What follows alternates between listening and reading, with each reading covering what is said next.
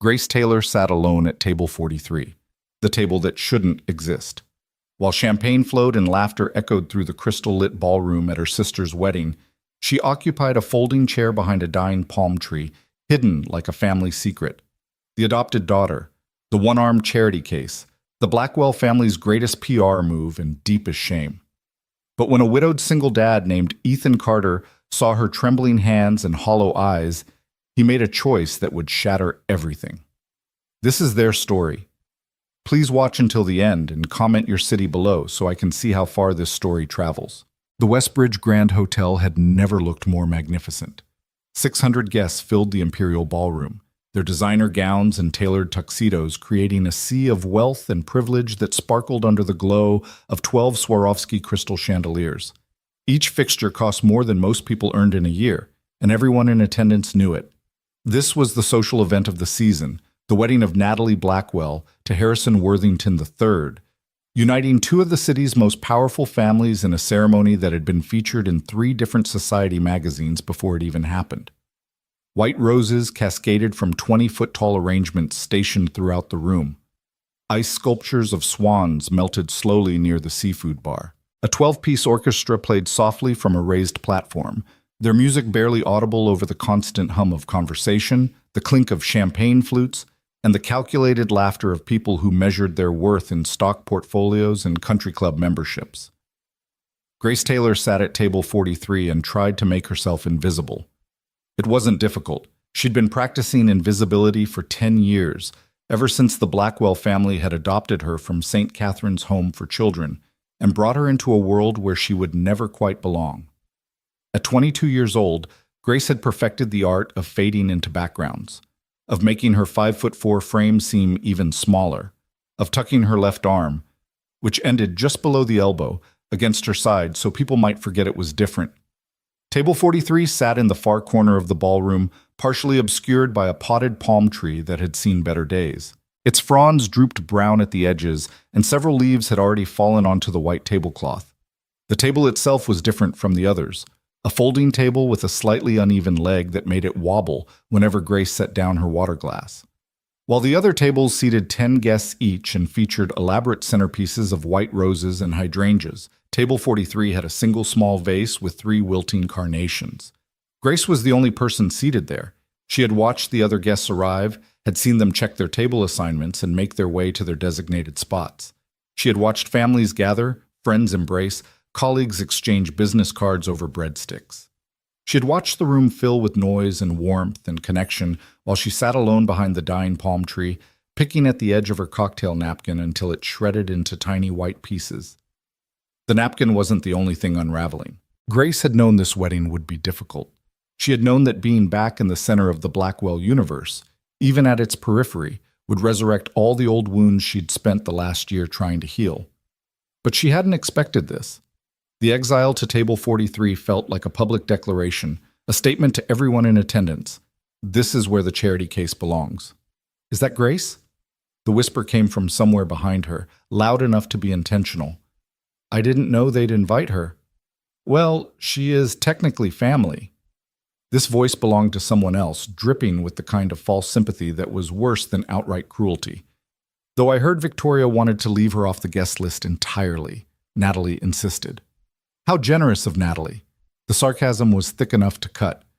Nothing says family love like seating someone behind a dead plant. Grace's fingers stilled on the napkin. She stared down at her lap, at the emerald green dress she'd spent 2 months' salary on, because she'd wanted to look like she belonged, like she deserved to be here. The dress was beautiful, a simple A-line cut that fell to her knees, with a subtle shimmer in the fabric that caught the light when she moved. She'd had it altered to accommodate her arm, with the left sleeve ending in an elegant fold rather than hanging empty. Now she felt ridiculous. No dress could disguise what she was, an outsider playing dress-up in a world that had never wanted her. I heard she's working at a library now. The whispers continued, apparently unconcerned with whether Grace could hear them. Can you imagine? After everything the Blackwells gave her, she's checking out books for minimum wage. Well, what did you expect? It's not like she could work anywhere important, not with... A significant pause. You know. Grace's jaw tightened. She knew. Everyone always knew. Her left arm, or rather the absence of most of it, was the first thing people noticed about her, the thing that defined her in strangers' eyes before she ever opened her mouth. She'd been born without it, a congenital condition that the doctors had explained to her adoptive parents in clinical terms that boiled down to one simple truth. Grace was different, and different was difficult. The Blackwell family had never let her forget that difficulty. Across the ballroom, near the head table where the bride and groom held court, Victoria Blackwell stood in a blaze of champagne silk and diamonds. At 56, Victoria maintained the kind of aggressive beauty that required extensive maintenance, monthly Botox appointments, weekly facials, a personal trainer who came to the house at 5:30 every morning. Her blonde hair was swept into an elaborate updo that had taken 2 hours and 3 hairstylists to achieve. She laughed at something Harrison's father said, her hand resting proprietarily on his arm, every gesture calculated for maximum social impact. Grace watched her adoptive mother and felt nothing. That numbness had taken years to cultivate, but she'd finally mastered it. There had been a time when Victoria's disapproval could reduce her to tears, when her adoptive mother's cold silences could make her physically ill with anxiety. But that time had passed. Now, looking at Victoria was like looking at a stranger, someone she'd once known intimately, but who had become, through distance and disappointment, just another face in the crowd. Except that stranger had the power to seat her at table 43. "Grace?" The voice made her jump. She looked up to find Mrs. Chen, the Blackwells' longtime housekeeper, standing beside the table with a concerned expression. Mrs. Chen was the only person in the Blackwell household who had ever shown Grace genuine kindness, who had bandaged scraped knees and listened to teenage heartbreaks, and never once made her feel like a burden. "Mrs. Chen," Grace managed a smile, "you look beautiful." It was true. Mrs. Chen wore a simple navy dress that complemented her silver hair, and her warm brown eyes crinkled at the corners when she smiled back. But the smile didn't reach those eyes. Instead, they held something that looked like pity. "I brought you some food from the appetizer table," Mrs. Chen said quietly, setting down a small plate with cheese, crackers, and grapes. "The servers won't come around to this table." Of course they wouldn't. Grace's throat tightened. "Thank you." Mrs. Chen hesitated, then leaned down slightly. "You shouldn't have come, dear. You should have said you were sick or had to work. Anything." "Natalie asked me to come." Grace's voice came out smaller than she intended. She sent a handwritten invitation. Natalie asked. Victoria arranged the seating. Mrs. Chen's expression softened with something that looked like regret. "I'm sorry, Grace. This isn't right. None of this has ever been right." Before Grace could respond, Mrs. Chen straightened quickly and walked away, as if afraid of being seen talking to the girl at table 43 for too long. Grace watched her go and felt the familiar ache of being both present and excluded, of existing in a space where even kindness had to be rationed and administered in secret. She picked up a cube of cheese and tried to eat it, but it tasted like dust in her mouth. The orchestra transitioned into a new song, something classical and romantic that Grace didn't recognize. Around the ballroom, guests began making their way to their seats as the dinner service prepared to start. Grace watched them settle into their assigned places, watched them lean across tables to introduce themselves to strangers who would, by the end of the night, exchange phone numbers and promises to meet for tennis at the club. No one approached table 43. "Ladies and gentlemen," the wedding coordinator's voice rang out through the speakers, warm and professional. "Please welcome, for the first time as husband and wife, Mr. and Mrs. Harrison Worthington." The crowd erupted in applause. Grace clapped mechanically, her single hand making a soft patting sound against her thigh that was lost in the thunder of 600 hands celebrating two people's happiness.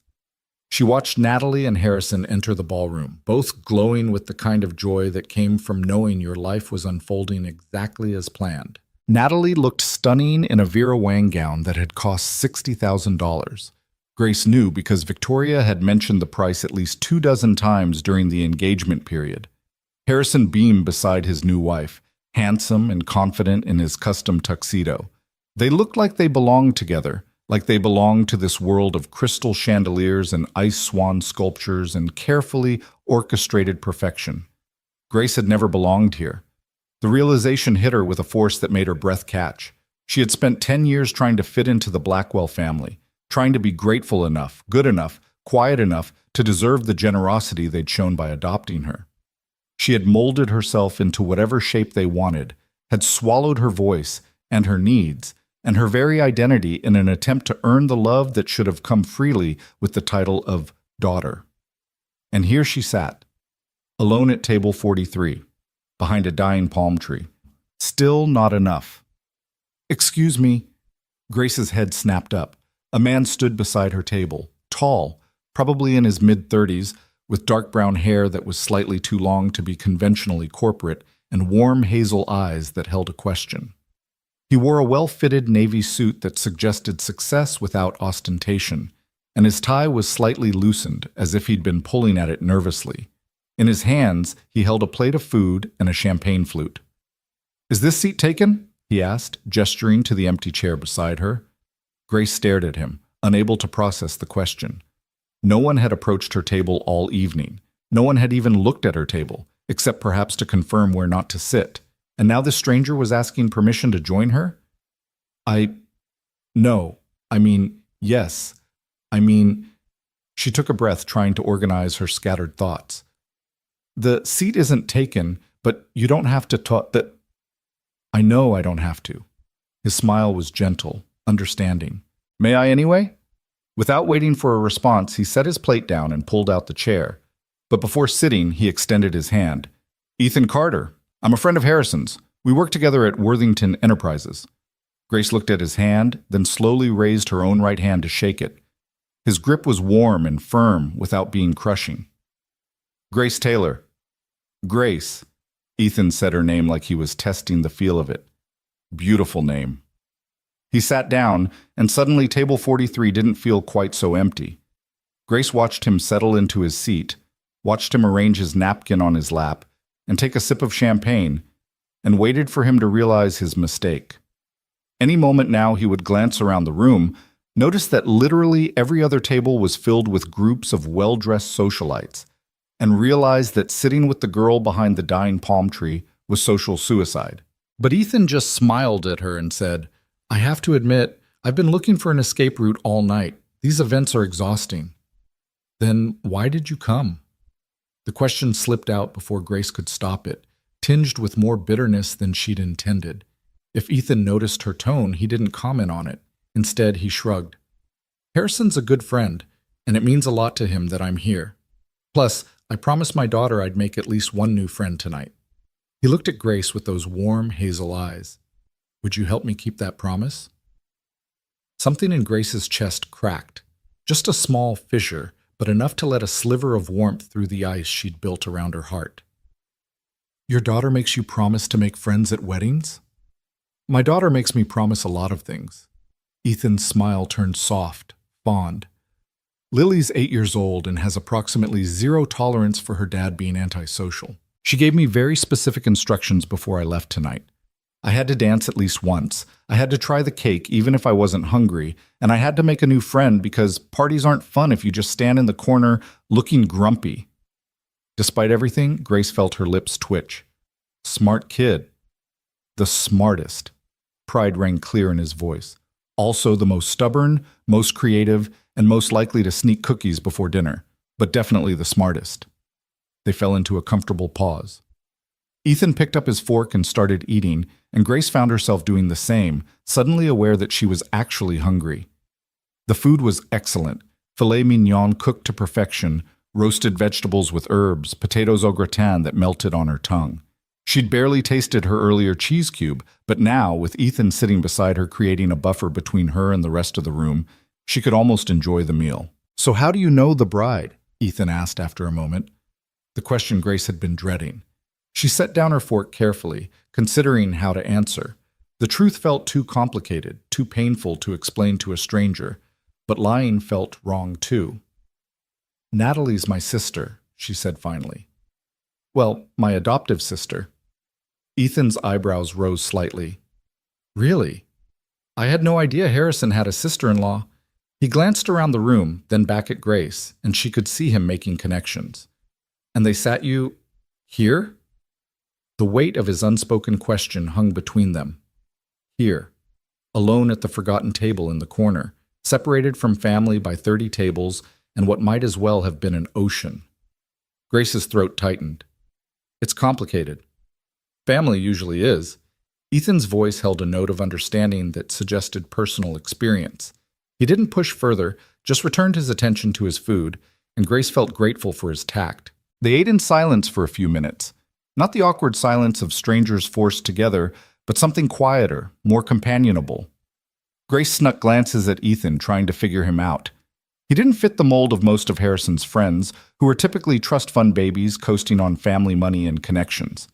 Ethan had a different energy, something more grounded, more real.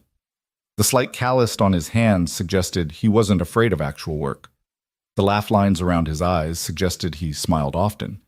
And the way he'd sat down at her table without hesitation suggested a fundamental decency that was rare in this world. "Can I ask you something?" Ethan said suddenly. Grace tensed. "Okay. Do you actually want to be here?"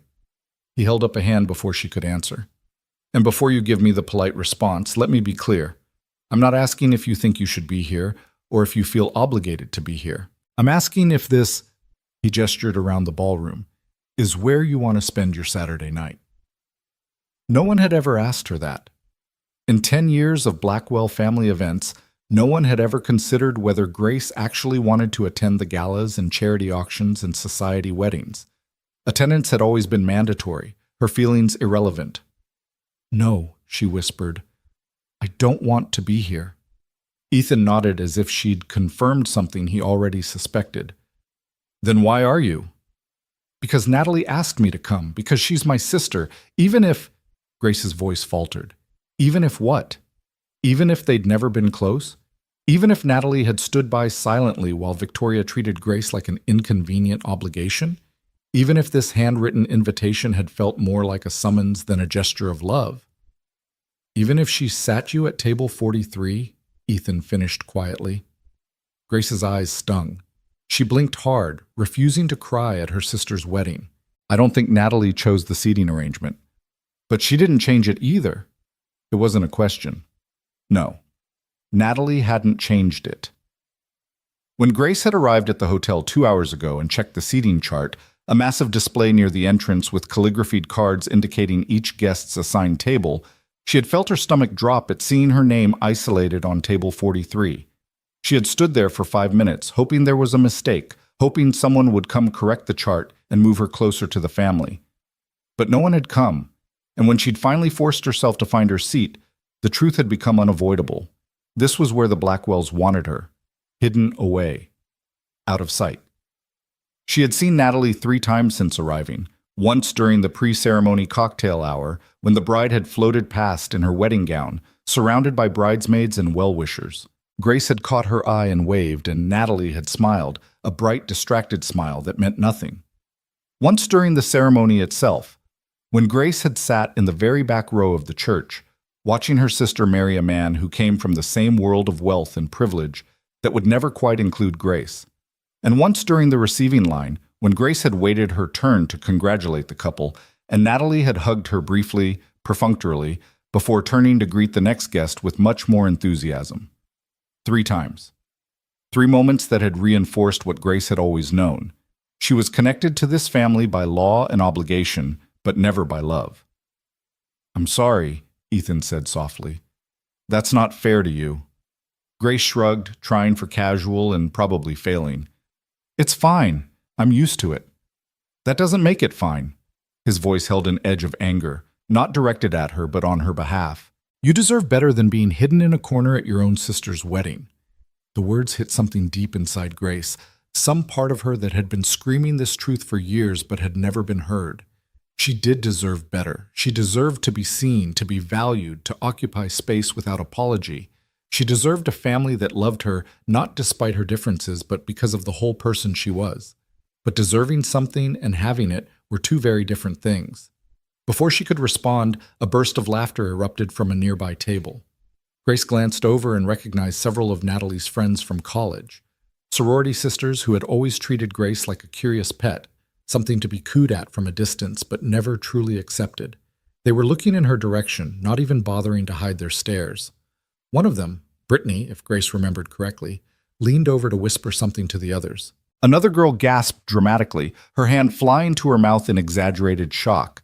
A third actually pointed, subtle as a spotlight. Grace felt her face burn.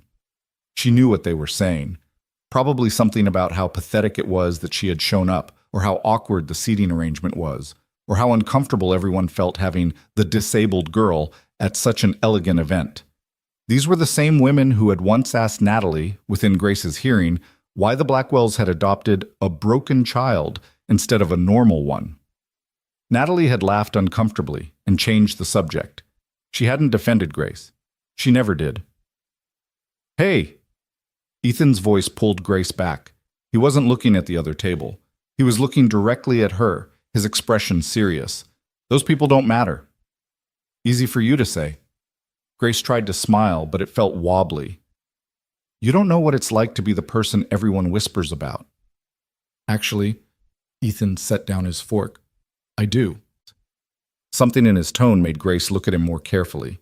For the first time, she noticed the slight shadows under his eyes, the fine lines of stress around his mouth that no amount of smiling could quite erase. This was a man who carried weight. "I'm a widower," Ethan said quietly. "My wife, Anna, died 3 years ago. Cancer." He said the word like it still hurt, like the consonants cut his mouth. "And for the first year after her death, everywhere I went, people whispered, 'That's the guy whose wife died.' Poor man, left alone with a little girl. I heard it was terrible at the end. Every room I walked into, every parent pickup at Lily's school, every business meeting, I was defined by my tragedy before I ever opened my mouth." Grace's heart squeezed. "Ethan, I'm so sorry." "I'm not telling you this to make you feel sorry for me." He met her eyes. "I'm telling you because I understand what it's like to be reduced to one thing in people's minds. To have strangers think they know your whole story based on one piece of information. And I'm telling you that those whispers, those judgments, they say everything about the people making them and nothing about you." "But they still hurt," Grace whispered. "Yes," Ethan agreed. "They do. And anyone who tells you to just ignore them or not let them bother you has never been on the receiving end of public scrutiny." He paused, then continued. "But here's what I learned. The whispers only have power if you're trying to prove them wrong. Once I stopped trying to convince everyone that I was okay, that I was coping, that I was the perfect grieving widower who was handling everything with grace and strength, once I stopped performing for an audience that was never going to be satisfied anyway, the whispers became just noise." Grace absorbed his words, turning them over in her mind. How much of her life had been spent trying to prove she was worthy of the Blackwell name? How many hours had she devoted to being the perfect adoptive daughter, the girl who was grateful and humble and never asked for too much? How much of herself had she sacrificed trying to convince Victoria and Richard and Natalie that she deserved their love? All of it. She had sacrificed all of it, and she was still sitting alone at table 43. "I don't know how to stop caring what they think," she admitted. Ethan smiled, and this time there was something knowing in it. "Start by sitting up straight." "What?" "You're hunched over, like you're trying to make yourself smaller." He demonstrated, curling his shoulders inward.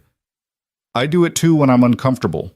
But right now, in this moment, try sitting up straight, shoulders back, head high. Like you have every right to be here, because you do." Grace hesitated, then slowly straightened her spine, rolled her shoulders back, lifted her chin. It felt awkward, exposed, like she was inviting attention rather than deflecting it. "How does that feel?" Ethan asked. "Terrifying," Grace admitted. "Good." He grinned.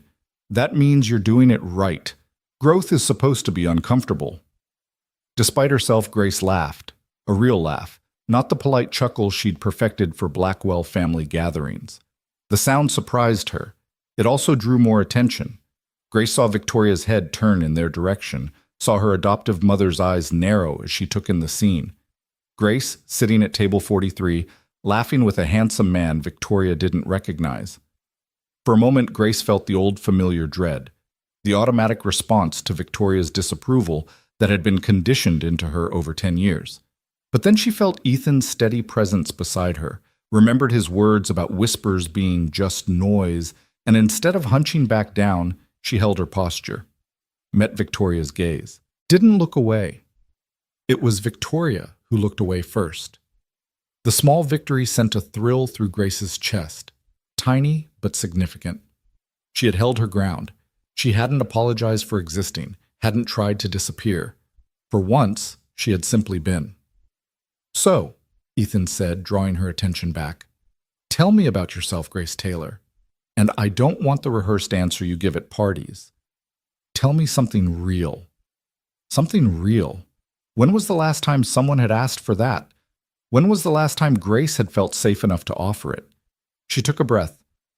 "I work at the Riverside Public Library in the children's section. It's not glamorous, and the pay is terrible, but I love it. I get to help kids discover books that might change their lives. And every single day someone asks me to recommend a story, which means every single day someone values my opinion." She paused. "The Blackwells think it's beneath me. Victoria once said I was wasting my potential on minimum wage and snot-nosed children." Ethan's expression darkened. "That's horrible." "That's Victoria." Grace surprised herself with the bitterness in her voice. "She wanted me to work at the Blackwell Foundation, their charitable organization. She thought it would be appropriate for me to give back by helping other disadvantaged children, as if my entire existence should be defined by gratitude and service. But you chose the library instead." "I chose something I actually cared about instead." Grace felt her passion rising. "The foundation is just a tax write-off for them. They host galas and write checks and pose for photos, but they don't actually care about helping anyone. I spent 2 summers interning there during college, and I saw how it worked. Everything was about optics, about maintaining the family image.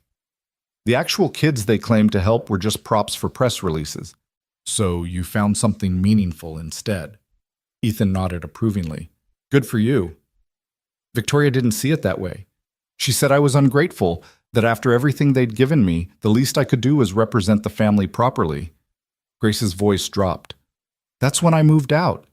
That was a year ago. I haven't lived in the Blackwell house since." Understanding dawned in Ethan's eyes. "That's why you're at table 43. You left." "I chose myself over the family image." Grace said it plainly, but the words carried 10 years of hurt. In Victoria's world, that's unforgivable. They sat in silence for a moment. Around them, the wedding reception continued. The orchestra played, guests laughed and danced, servers moved efficiently between tables. But at table 43, behind the dying palm tree, Grace felt something shift. For the first time all evening, she didn't feel alone. "Can I tell you something?" Ethan leaned forward slightly. "My wife, Anna, used to say that some families are born and some families are built. She believed that the people who truly love you are the ones who choose you, not because they have to, but because your existence makes their life better." He smiled softly. Anna was adopted too. She understood what it meant to live between 2 worlds, the biological family she never knew and the adopted family who raised her. And she always said that real family isn't about blood or legal papers. It's about who shows up, who sits with you in the hard moments, who celebrates your victories and grieves your losses. Grace felt tears threatening again. "Your wife sounds like she was an amazing person." "She was." Ethan's voice roughened with emotion. "And she would have liked you. She had a rule. Never let someone eat alone if you can sit beside them. She said loneliness was the worst kind of hunger." He gestured around the ballroom. "So when I saw you sitting here by yourself, trying so hard to be invisible, I heard Anna's voice in my head, and I knew I had to come over." "I'm glad you did," Grace whispered. "Me too." The moment stretched between them, fragile and honest. Then Ethan cleared his throat and said, with forced cheerfulness, "So, children's librarian, what's your favorite book to recommend?" Grace accepted the change of subject gratefully. "That depends on the kid. Are we talking picture books or chapter books? Fantasy or realistic fiction? Kids who love animals or kids who love adventure?" "Wow, you take this seriously." "Books are serious business." Grace found herself smiling. Every kid who walks into that library is looking for something, an escape, a friend, a mirror that shows them they're not alone in their experience. Recommending the right book at the right time can change someone's life. Did a book change your life? The question was gentle, curious. Grace considered it. Several, she said finally. Anne of Green Gables. Anne Shirley was an orphan who didn't quite fit in her new family at first, but she stayed herself anyway. She was dramatic and passionate and made mistakes, but she never apologized for taking up space. Grace smiled at the memory of discovering that book in the St. Catherine's Library when she was 11. I read it 17 times before the Blackwells adopted me. It was the first story that made me feel like maybe being different wasn't something I needed to fix. Ethan listened with his whole attention, the kind of focused presence that made Grace feel truly heard. "What other books?" he prompted. "The One and Only Ivan. Wonder. El Diafo." Grace ticked them off. Stories about characters who were different, who struggled, who found their place anyway. Those books taught me that disability isn't a tragedy to overcome. It's just part of being human. Different humans have different abilities, and all of them matter. The Blackwells didn't see it that way. It wasn't a question, but Grace answered anyway. No, to them, my arm was something to be managed, minimized, hidden. Victoria used to tell me to keep my left side turned away from cameras. Richard, my adoptive father, suggested several times that I might consider getting a prosthetic to help me look more normal. She said the last words with air quotes and barely suppressed anger. "That's bullshit," Ethan said flatly. Grace blinked, startled by his bluntness. Then she laughed, a sharp surprise sound. "Yeah, it really is. You don't need to look more normal. You're not abnormal. Tell that to the Blackwells." "I will if you want me to." He said it so seriously that Grace almost believed he would march up to the head table right now and tell off her adoptive family on her behalf. The mental image was both terrifying and deeply satisfying. Before she could respond, a server approached their table, a young woman in a crisp white shirt and black vest. She looked at them with barely concealed surprise, as if shocked to find anyone actually sitting at table 43. "Can I get you anything from the bar?" she asked, directing the question primarily at Ethan. "I'll have another champagne," Ethan said, then looked at Grace. "What would you like?" Grace hesitated. She'd been sipping water all evening, afraid to order alcohol in case the Blackwells saw it as ungrateful or inappropriate or any of the other vague criticisms they'd leveled at her over the years. But she wasn't living under their roof anymore. She wasn't subject to their rules. "White wine, please," she said firmly. "Sauvignon Blanc, if you have it." The server nodded and disappeared. Ethan smiled at her. "Good choice." "I have no idea if it's a good choice," Grace admitted. "I don't know anything about wine. I just liked how it sounded." Ethan laughed, a warm, genuine sound that made something in Grace's chest feel lighter. "That's the best reason to order anything. Forget the people who pretend to know about tannins and notes of oak. If you like how it tastes, it's good wine." They fell back into conversation, and Grace was surprised by how easy it was. Ethan asked about her favorite authors, and she asked about his work. She learned that he was a senior project manager at Worthington Enterprises, that he'd worked his way up from an entry-level position after college, that he'd met Harrison during a company restructuring and they'd become friends over shared frustration with corporate bureaucracy. "Harrison's actually a good guy," Ethan said. "I know he comes from money, and sometimes he can be a bit oblivious to his privilege, but he's genuine. He works hard. He cares about his employees, and he treats people with respect regardless of their position." He paused. "Though I have to admit I'm reassessing his judgment a bit after seeing this seating arrangement." "It's not Harrison's fault," Grace said automatically, then stopped. Why was she defending him? Harrison had been part of the Blackwell orbit for 2 years.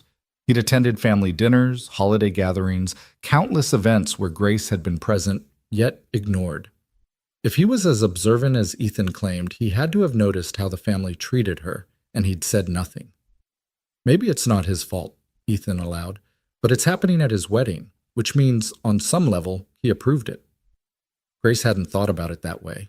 She'd been so focused on Victoria's role in orchestrating her exile that she hadn't considered Natalie and Harrison's complicity.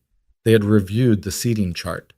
They had approved every detail of this wedding, from the flower arrangements to the menu to the placement of each guest, which meant they had seen Grace assigned to table 43 and decided it was fine. The realization stung in a way she hadn't expected. Their drinks arrived, and Grace took a grateful sip of wine. It was crisp and slightly tart, exactly what she needed. Ethan raised his champagne glass. "To making new friends at terrible parties," he said. Grace clinked her glass against his. "To people who refuse to let you eat alone." They drank, and Grace felt some of the tension in her shoulders ease. Maybe this evening wouldn't be completely unbearable. Maybe... "Grace?" The voice cut through her tentative peace like a knife. Grace turned to find Victoria Blackwell standing beside their table, her expression frozen in a smile that didn't reach her eyes. Up close, her adoptive mother looked even more intimidating, all sharp angles and expensive beauty, with ice-blue eyes that had never looked at Grace with warmth. "Mother," the word felt foreign on Grace's tongue. She hadn't called Victoria that in over a year. Victoria's gaze flicked to Ethan, assessing him in one quick sweep. "I don't believe we've met. I'm Victoria Blackwell, the mother of the bride." Ethan stood, ever polite, and extended his hand. "Ethan Carter. I'm a colleague of Harrison's." "How lovely." Victoria's tone suggested it was anything but. She accepted his handshake briefly, then returned her attention to Grace. "Darling, could I speak with you for a moment, privately?" It wasn't a request. Grace felt her stomach clench, the old familiar dread rising, but when she glanced at Ethan, he gave her a small, encouraging nod. "You don't have to make yourself smaller." Grace stood, keeping her shoulders back, her head high. "Of course." Victoria led her away from table 43, past the dying palm tree, to a quieter corner near the floor-to-ceiling windows that overlooked the hotel's gardens. The sun had set while they ate, and now the gardens were lit with strings of fairy lights that created an almost magical atmosphere. Inside the ballroom, magic was in shorter supply. "Grace," Victoria's voice was low, controlled. "What do you think you're doing?" "I'm sorry?" "Don't play coy. You're sitting with one of Harrison's colleagues, making a spectacle of yourself. People are talking." "People are always talking," Grace said quietly. "Usually about where you seated me." Victoria's eyes flashed. "Your seat was carefully chosen. I thought you'd prefer to be somewhere quiet, away from the crowds. You always said you didn't enjoy these large gatherings." It was such a blatant lie that Grace almost laughed. She had never said she enjoyed being isolated and excluded.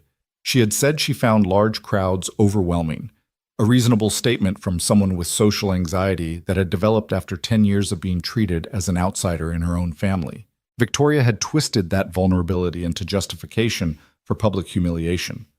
"Table 43 is behind a dying plant," Grace said evenly. "I'm the only person sitting there, or I was, until Ethan joined me." "Yes, about that." Victoria's smile turned sharp. "I don't think it's appropriate for you to be monopolizing one of the groom's business associates. He should be networking, not playing babysitter to..." "To what?" Grace interrupted, surprising herself. "To me?" Victoria's lips thinned. "I didn't say that." "You didn't have to." Grace felt something building inside her. Anger, yes, but also something more powerful. Clarity. "You've spent 10 years showing me exactly what you think of me. I was your charitable donation, your good deed, the disabled orphan you rescued to make yourselves look compassionate and socially conscious." "That's not fair." "The adoption announcement was featured in 3 newspapers," Grace continued, her voice growing stronger. "You gave interviews about your decision to give a special needs child a chance at a better life. You hosted a gala to raise money for St. Catherine's and used me as the centerpiece, literally. I stood on that stage while you told everyone how generous you were, how much you were sacrificing to take in a child like me." "We did sacrifice," Victoria snapped, her composure cracking.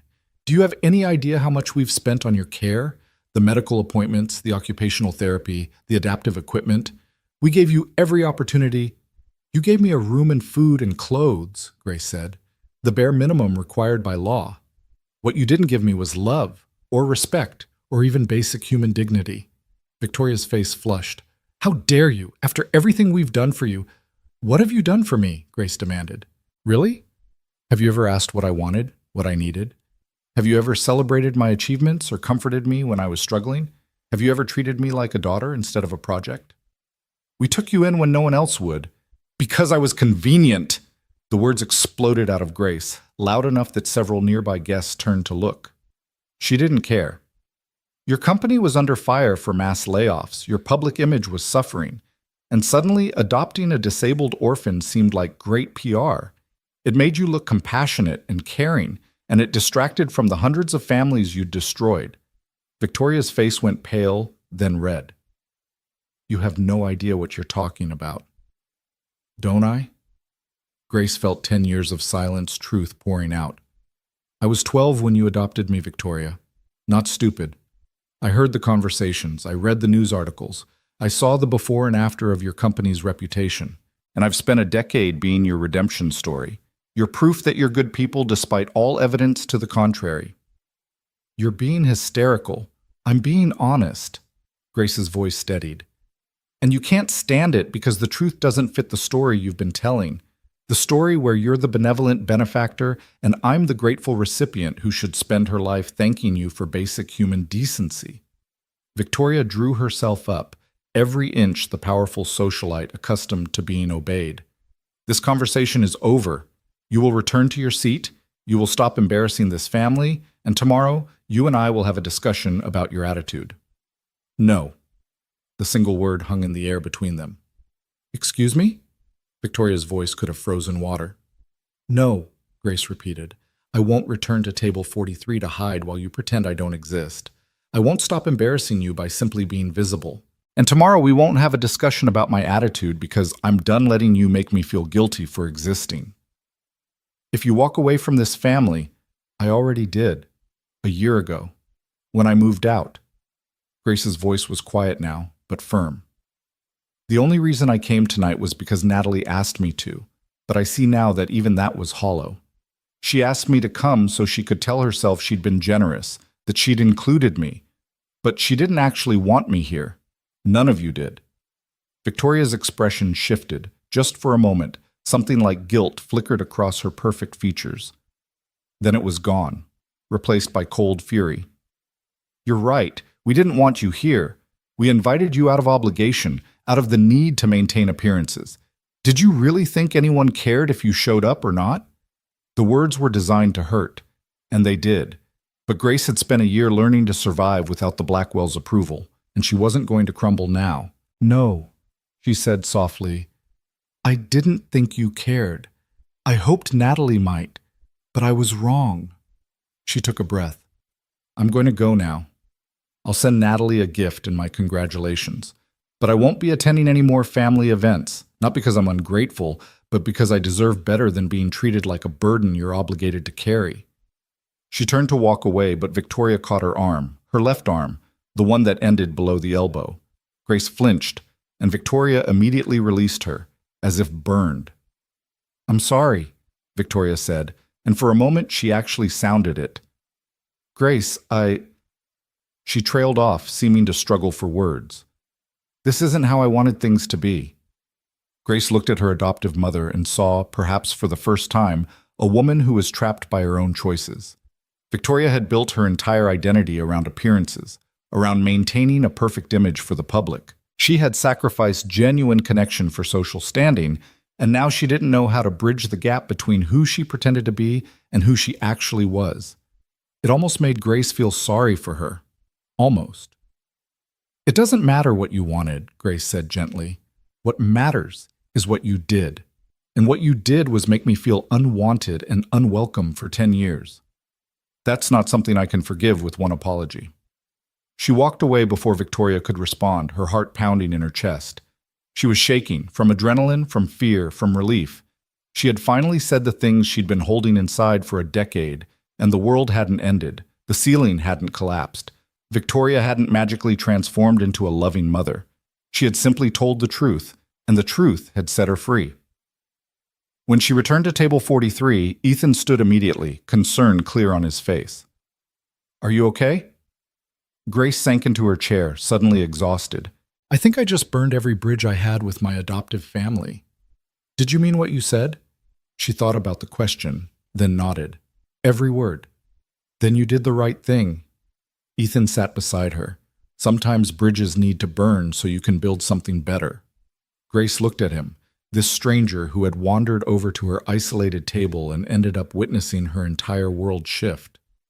Thank you, she said, for sitting with me tonight, for reminding me that I don't have to make myself smaller to make other people comfortable, for just seeing me. You're easy to see, Grace, Ethan said simply. You just needed people to actually look. The rest of the evening passed in a blur. Grace and Ethan remained at table 43, talking and laughing while the wedding reception swirled around them. They watched the first dance, ate wedding cake, and carefully avoided looking at the head table where Grace could feel Victoria's glacial stare. Around 10 o'clock, as the party began winding down and guests started making their way to the exits, Ethan turned to Grace with a serious expression. Can I ask you something? Of course. What are you doing after this? Tonight, I mean. Where are you going? Grace blinked, surprised by the question. Home. I have an apartment about 20 minutes from here. So you have somewhere safe to go? Somewhere that's yours? His concern touched something deep in Grace's chest. Yes, I'm okay, Ethan. I have my own place, my own life. I'm not dependent on the Blackwells anymore. He nodded, visibly relieved. Good.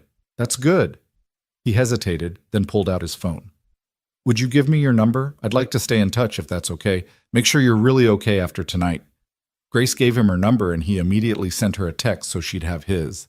Then he smiled at her, that warm, genuine smile that had made Table 43 feel a little less lonely. My daughter's going to want to hear all about the new friend I made tonight, he said.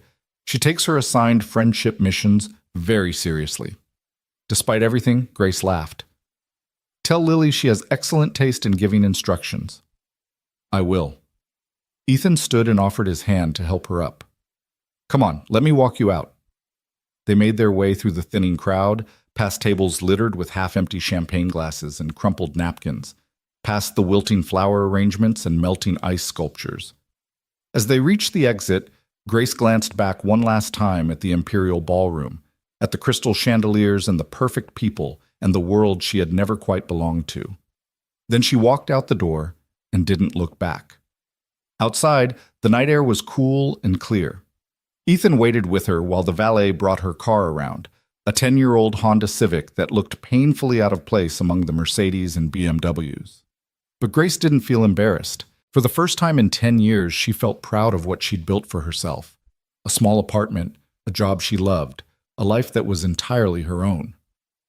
Drive safely, Ethan said as she opened her car door. And Grace, don't let tonight make you regret speaking your truth. Some people need to hear hard things. Even if they don't want to listen? Grace asked. Especially then. He smiled. Text me when you get home so I know you made it okay. You don't have to. I know I don't have to. I want to. That's what friends do. Friends. The word settled into Grace's heart like a promise. Okay, I will. She drove away from the Westbridge Grand Hotel, watching Ethan's figure grow smaller in her rearview mirror until he disappeared entirely. The city lights blurred past her window, familiar streets leading her back to the life she'd chosen, the one that didn't include crystal chandeliers or dying palm trees, or Table 43. When she pulled into her apartment complex 20 minutes later, Grace sat in her car for a moment, processing everything that had happened. The humiliation of Table 43, the unexpected kindness of a stranger, the confrontation with Victoria, the truth finally spoken after years of silence. She was exhausted, emotionally wrung out, but underneath the fatigue she felt something else. Lightness. As if the burden she'd been carrying for 10 years had finally been set down. She pulled out her phone and texted Ethan. Made it home safe. Thank you for tonight. For everything. His response came almost immediately. Glad you're home. Get some rest. And Grace, you were the bravest person in that ballroom tonight. Don't forget that. Grace read the message 3 times, feeling tears prick her eyes. When was the last time someone had called her brave? When was the last time someone had celebrated her strength instead of treating it as an inconvenience? She got out of the car and made her way up to her second-floor apartment, a cozy one-bedroom with mismatched furniture and overflowing bookshelves. It wasn't much, but it was hers. Every piece of furniture, every book, every cheerful throw pillow had been chosen by her, paid for by her own work. The Blackwells had given her luxury, but she had built herself a home. Grace changed out of her emerald dress and into soft pajamas, washed her face, and climbed into bed. As she lay in the darkness, listening to the familiar sounds of her apartment building settling for the night, she thought about everything she had lost and everything she had gained. She had lost the Blackwell name, the social connections, the financial security that came with being part of a wealthy family. She had lost whatever tenuous relationship she'd had with Natalie and any hope of Victoria's approval, but she had gained herself, her voice, her dignity, her right to exist without apology. And tomorrow, she would wake up in her own home, go to her job at the library, and continue building the life she wanted, not the life someone else thought she should want. For the first time since the wedding invitation had arrived 3 months ago, Grace felt peace. She fell asleep thinking about Table 43, about Ethan Carter and his wisdom, about bridges burning and new paths opening, and about the strange and unexpected ways that sometimes the worst moments become the catalyst for the best changes. Grace woke the next morning to sunlight streaming through her bedroom window and the distant sound of children playing in the apartment complex courtyard. For a moment she lay still, letting the memories of the previous night wash over her. The wedding, Table 43, Victoria's face when Grace had finally spoken her truth, Ethan's kindness. Her phone buzzed on the nightstand.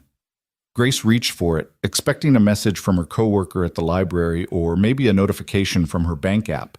Instead, she found 3 texts from Ethan sent over the course of the morning. The first had arrived at 7:30. "Good morning. Hope you slept well. Lily wants to know if you like pancakes." The second came at 8:15. She's very insistent about the pancake question. Apparently, it's important information about new friends.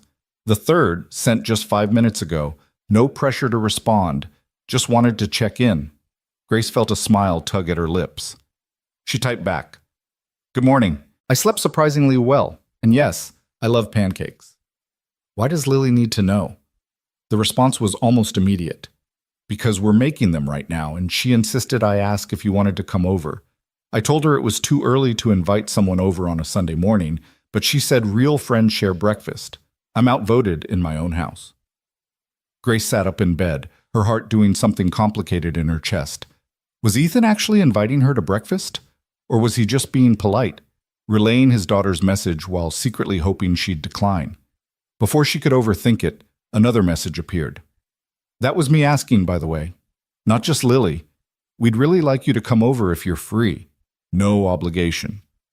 Grace looked around her small apartment, at the empty Sunday stretching ahead of her. She had planned to spend the day reading, maybe doing laundry, definitely avoiding any thoughts about the Blackwell family and last night's confrontation. But the idea of pancakes with Ethan and his daughter sounded infinitely better than hiding in her apartment. "I'd love to come over," she typed. "What time, and what's the address?" 20 minutes later, Grace stood in front of a modest 2-story house in a quiet suburban neighborhood. The house was painted a cheerful yellow with white trim, and the small front yard was dotted with evidence of a child's presence. A pink bicycle lying on its side near the porch, a collection of chalk drawings covering the driveway, a small garden with hand-painted rocks marking each plant. It looked like a home, not a showpiece or a status symbol, but an actual place where people lived and laughed and left their bikes in the yard. Grace had barely raised her hand to knock when the front door flew open.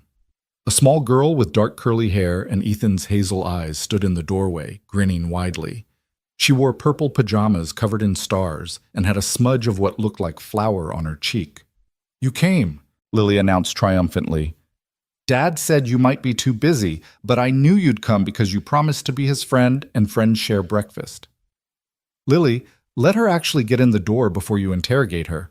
Ethan appeared behind his daughter, wearing jeans and a faded college t-shirt, looking completely different from the suited man Grace had met at the wedding, more relaxed, more himself. "Hi, Grace. Sorry about the welcoming committee." "Don't apologize for me," Lily said seriously. "Mrs. Patterson says women should never apologize for taking up space." Ethan's lips twitched. Mrs. Patterson is Lily's second-grade teacher and a feminist icon, apparently. "She taught us about Ruth Bader Ginsburg," Lily said proudly. Then she focused on Grace with the intense scrutiny only an 8-year-old could muster. "Did you really sit at a table all by yourself at the wedding? Dad said you were very brave." "Lily," Ethan started, but Grace smiled. "I did sit by myself, until your dad came and sat with me.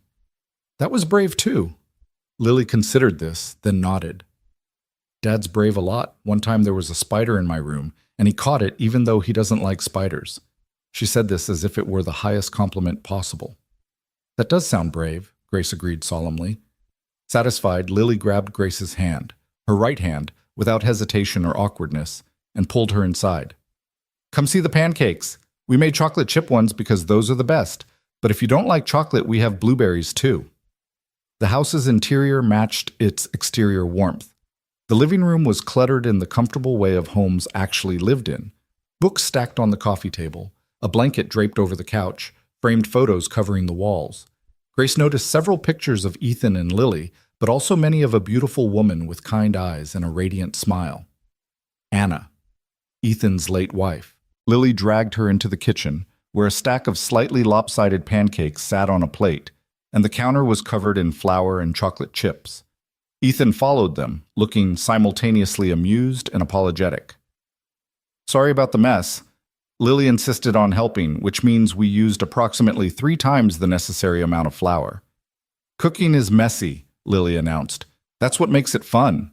Grace laughed, feeling some of the tension from last night finally dissolve. Your daughter is very wise. She thinks so too. Ethan grabbed plates from the cabinet. How do you take your coffee? Or would you prefer juice? Coffee would be amazing. Just a little milk if you have it. They settled around the small kitchen table, and Grace found herself in the surreal position of eating pancakes with people who, 24 hours ago, had been complete strangers. But it didn't feel strange. It felt natural, as if this were something they did every Sunday. Lily kept up a steady stream of chatter between bites, telling Grace about school and her best friend Emma and the class guinea pig named Mr. Whiskers, who ate too much lettuce and got a stomachache. Ethan interjected occasionally with corrections or clarifications, but mostly he just watched his daughter with obvious affection, sometimes reaching over to wipe chocolate from her chin or push her juice glass farther from the table's edge. The love between them was palpable, uncomplicated. This was what a real family looked like, Grace realized. Not the Blackwells' performative dinners where every conversation was monitored for social appropriateness, but this, messy pancakes and silly stories and a father who looked at his daughter like she hung the moon. Grace, can I ask you something? Lily's voice turned serious. Sure. Why do you only have one arm? Lily! Ethan's voice was sharp with embarrassment. That's not... We talked about this. It's okay, Grace interrupted gently. She had fielded this question hundreds of times, usually from children who were simply curious without any malice. Kids were almost always easier to talk to about disability than adults. They asked direct questions and accepted honest answers without judgment. She turned to Lily. I was born this way. Some people are born with 2 arms, some people are born with 1, some people are born with no arms at all. Bodies are all different. Lily absorbed this information with the same serious expression she'd worn while discussing Ruth Bader Ginsburg. Does it hurt?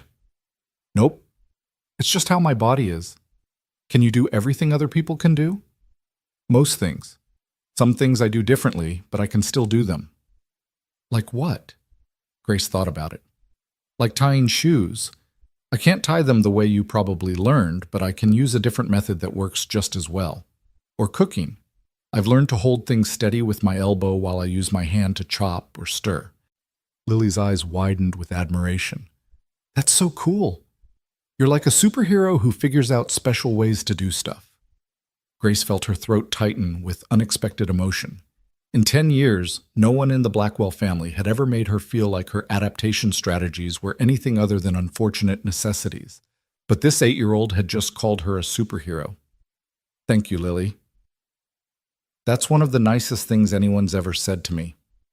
Ethan met Grace's eyes across the table, and she saw understanding there. He knew what that comment meant to her, knew how rare it was for someone to see her disability as neutral or even admirable rather than tragic. After breakfast, Lily declared that Grace needed to see her room, which apparently contained several items of extreme importance.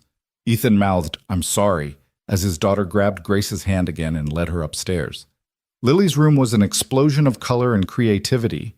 The walls were painted lavender and covered with artwork, some clearly done by Lily herself, others looking more professional. A bookshelf overflowed with stories, and a collection of stuffed animals occupied most of the bed. But what caught Grace's attention was a large corkboard on one wall covered with photos. Most were of Lily at various ages, but many included a woman Grace recognized from the downstairs pictures. Anna. In one photo, Anna held a tiny newborn Lily in the hospital. In another, they made silly faces at the camera. In a third, Anna was clearly sick, her head wrapped in a scarf, her face thinner. But she was smiling at something off camera with such joy that the photo seemed to glow. "That's my mom," Lily said quietly, following Grace's gaze. "She died when I was 5. "I'm sorry," Grace said softly. "She looks like she was wonderful." She was. Lily climbed onto her bed and pulled a worn stuffed rabbit into her lap. "I don't remember everything about her, which makes me sad sometimes. Dad says that's normal, but I wish I could remember more." Grace sat on the edge of the bed. "What do you remember?" Her voice when she read me stories, she did different voices for all the characters, and I'd laugh so hard I couldn't breathe. Lily smiled at the memory. "And she smelled like vanilla, and she always knew when I was sad, even if I didn't say anything. She'd just hug me and say, 'I've got you, baby girl.' Those are beautiful memories to have. Dad talks about her a lot so I don't forget. He tells me stories about when they first met, and about when I was a baby and she would sing to me all the time." Lily looked up at Grace with those serious hazel eyes. "Do you have parents?" The question was simple, the answer complex. "I had parents who died when I was very young. I don't remember them at all. Then I was adopted by a family, but—" She paused, choosing her words carefully. "It wasn't a good fit. They weren't unkind exactly, but they didn't love me the way parents should love their children." "Like the family at the wedding? The ones who made you sit alone?" Grace nodded, impressed by Lily's perception. "Yes, like them." "That's sad," Lily said matter-of-factly. "Everyone should have people who love them right." "You're absolutely correct." Lily was quiet for a moment, hugging her stuffed rabbit. Then she said, "Dad says some families are born and some families are built. He says the people who choose to love you are just as real as the people who have to love you. Maybe even more real, because they chose." Grace felt tears threatening again. "Your dad is a very smart man." "I know." Lily grinned, the somber moment passing as quickly as it had arrived. "He's also really bad at braiding hair. Want to see?" She turned around to show Grace a lopsided braid that was already half falling out. Grace laughed despite herself. "That is pretty bad. He tries really hard, but Mom was the one who knew how to do hair stuff. Dad knows how to make pancakes and fix bikes and help with math homework, but hair is not his thing." Lily turned back around, a hopeful expression on her face. "Do you know how to braid hair?" "I do, actually." "With one hand?" Lily's voice held pure curiosity, no doubt. "With one hand. I learned when I was about your age. Want me to show you?" For the next 20 minutes, Grace sat on Lily's bed and rebraided her hair, explaining each step as she worked. Lily asked 1,000 questions about the process, about how Grace held the sections, about whether it was hard to learn. Grace answered patiently, finding joy in the child's genuine interest. When she finished, Lily ran to her mirror and gasped with delight. "It's perfect. It's so much better than Dad's braids." She whirled around. "Will you teach him, please? Then he can do it right when you're not here." "Oh, Lily, I'm sure Grace has better things to do than teach me to braid hair," Ethan said from the doorway. Grace hadn't heard him come upstairs, didn't know how long he'd been standing there. "Actually," Grace said, "I'd be happy to teach you, if you want to learn." Ethan's expression softened. "I'd really appreciate that." They spent the rest of the morning in comfortable companionship. Grace taught Ethan the basics of braiding using sections of yarn Lily found in her craft supplies, and Lily provided running commentary on his progress, which was enthusiastic if not entirely accurate. When Ethan finally managed a passable braid, Lily cheered like he'd won an Olympic medal. Around noon, Lily announced she was going to Emma's house next door for a playdate, and after a flurry of activity involving shoes and sunscreen and parental warnings about being home by 3, she disappeared in a whirlwind of energy. The house felt suddenly quiet. Grace and Ethan stood in the living room, and for the first time since she'd arrived, awkwardness crept in. Without Lily's chatter filling the space, Grace became acutely aware that she was alone with a man she'd met less than 24 hours ago, in his home, on a Sunday afternoon. "More coffee?" Ethan offered. "Sure, thanks." They moved back to the kitchen, and Ethan busied himself making fresh coffee while Grace perched on one of the counter stools. She watched him move around his kitchen with easy familiarity, reaching for mugs without looking, knowing exactly where everything was kept. This was his space, his sanctuary, and he'd invited her into it. "Thank you for coming over," Ethan said, handing her a steaming mug. "I know it was probably weird getting invited to breakfast by strangers." "Not weird," Grace said honestly. "Really nice, actually. Lily doesn't usually warm up to people this quickly, but she talked about you nonstop this morning after I told her about meeting you at the wedding. She wanted to know everything, what you looked like, what you talked about, whether you seemed nice. When I mentioned you worked at a library with children, she practically insisted I invite you over immediately. She's a special kid." "She is." Pride filled his voice. "She's been through so much. Losing Anna, adjusting to life with just me, learning to navigate a world without her mom. But she stayed so open, so curious, so kind. Sometimes I think she's teaching me more than I'm teaching her." Grace sipped her coffee. "You're doing an amazing job with her. Anyone can see how loved she is." "I'm trying." Ethan leaned against the counter. "Some days are harder than others. Like last week, she asked me to help her with a school project about family trees, and she wanted to include Anna. The teacher had said to only include living family members, and Lily got so upset. She said her mom was still part of our family even if she wasn't alive anymore." His voice roughened. "She was right, of course. Anna is still part of our family. She always will be." "What did you do?" "I emailed the teacher and explained the situation. She was incredibly understanding, said Lily could include anyone she wanted on her family tree. So Lily drew this elaborate tree with branches for me and her and Anna, and then she added Anna's parents and my parents and our extended family. And at the very top she wrote, 'Love lasts forever.'" Ethan's eyes were bright with unshed tears. "I framed it. It's hanging in my office at work." Grace felt her own eyes welling up. "That's beautiful." "She has her mom's heart. Anna was always the one who could find beauty in hard things, who could hold space for grief and joy at the same time. I'm trying to honor that, to let Lily feel whatever she needs to feel without rushing her through it." "You're doing more than trying, you're succeeding." They fell into comfortable silence, drinking their coffee and listening to the house settle around them. After a moment, Ethan spoke again, his voice quieter now. "Can I ask you something, and you don't have to answer if you don't want to?" Grace nodded. "Okay. What happened last night after you left the wedding? Did the Blackwells try to contact you?" Grace pulled out her phone and opened her messages. She had 17 unread texts, all from numbers she recognized. She held the phone out to Ethan. He scrolled through them, his expression growing darker with each message. Most were from Victoria, progressing from coldly formal requests to talk to increasingly angry accusations. Several were from Richard, the adoptive father who had barely spoken directly to Grace in 10 years, suddenly demanding she call him immediately to discuss her outburst. One was from Natalie.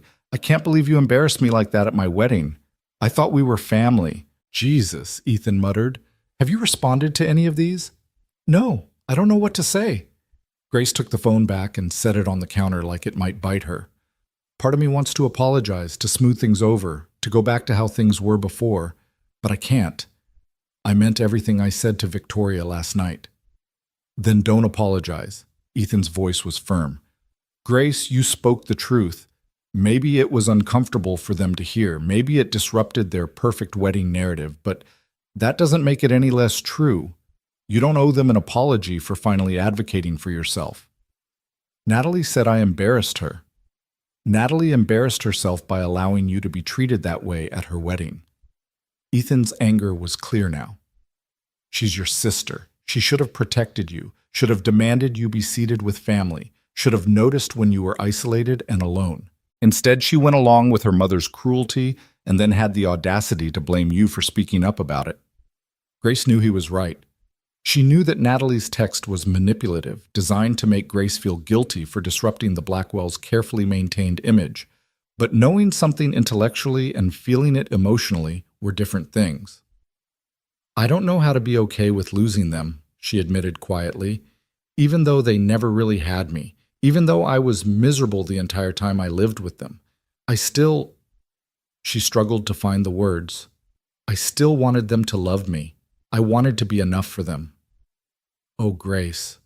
Ethan set down his coffee and moved closer. You were always enough. They were the ones who failed, not you. Then why does it hurt so much? Because you're grieving, not for what you had, but for what you deserved and never got. That's a real loss, and you're allowed to feel it.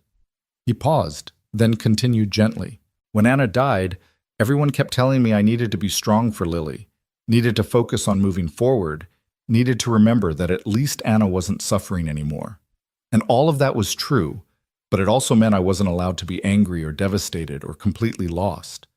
I had to grieve in the ways that made other people comfortable. What changed? My therapist told me grief doesn't follow rules.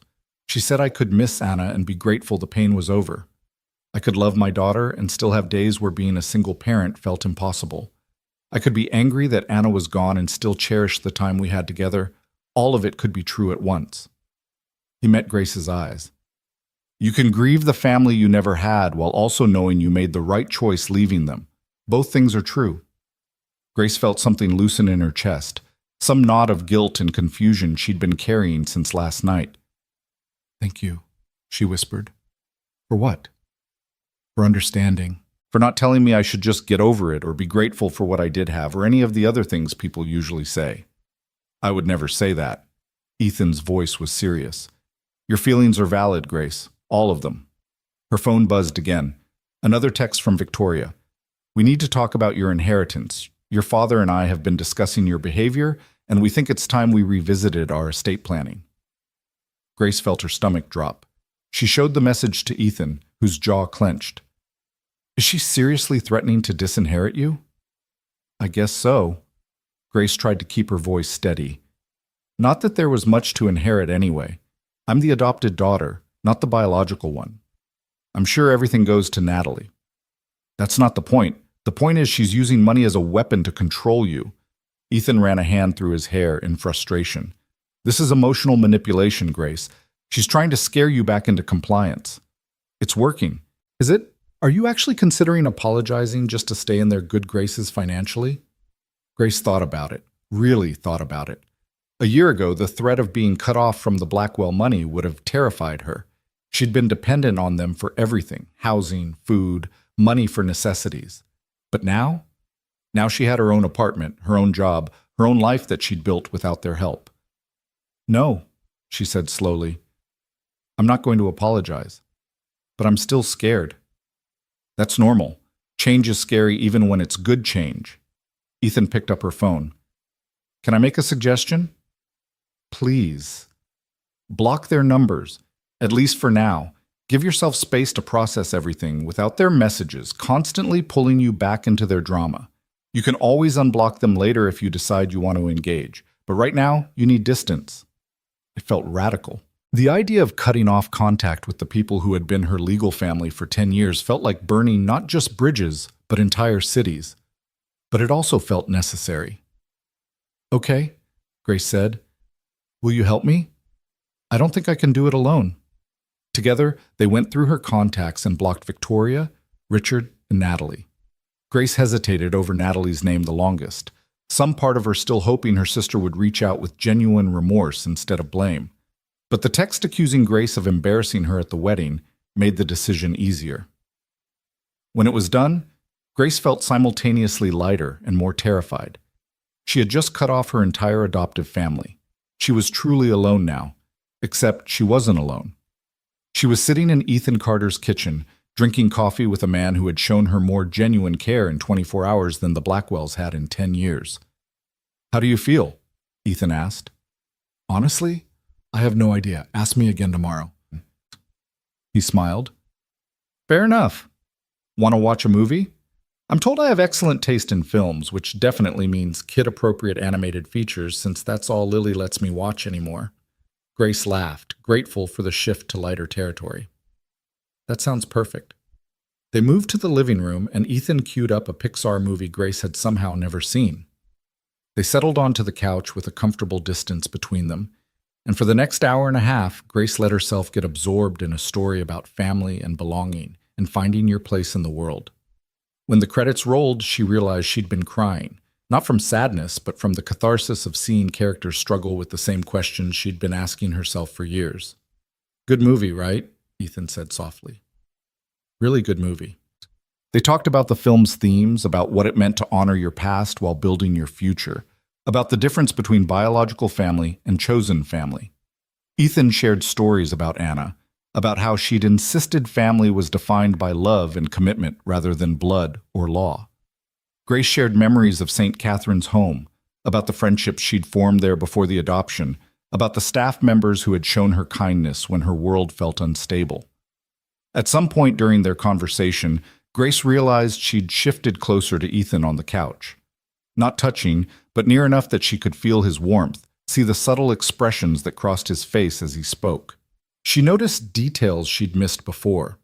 A small scar on his left eyebrow, the way his hands moved when he talked about something he was passionate about, the gentle tone his voice took when he mentioned his daughter or his late wife.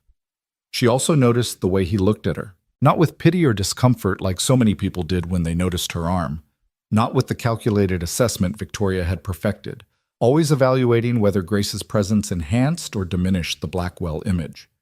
Ethan looked at her like she was interesting, like her thoughts and feelings mattered, like she was someone worth knowing beyond her tragedy or her disability.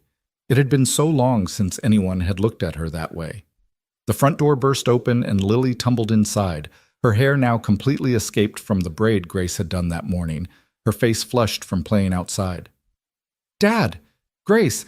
Emma's mom says we can have a sleepover next weekend if it's okay with you."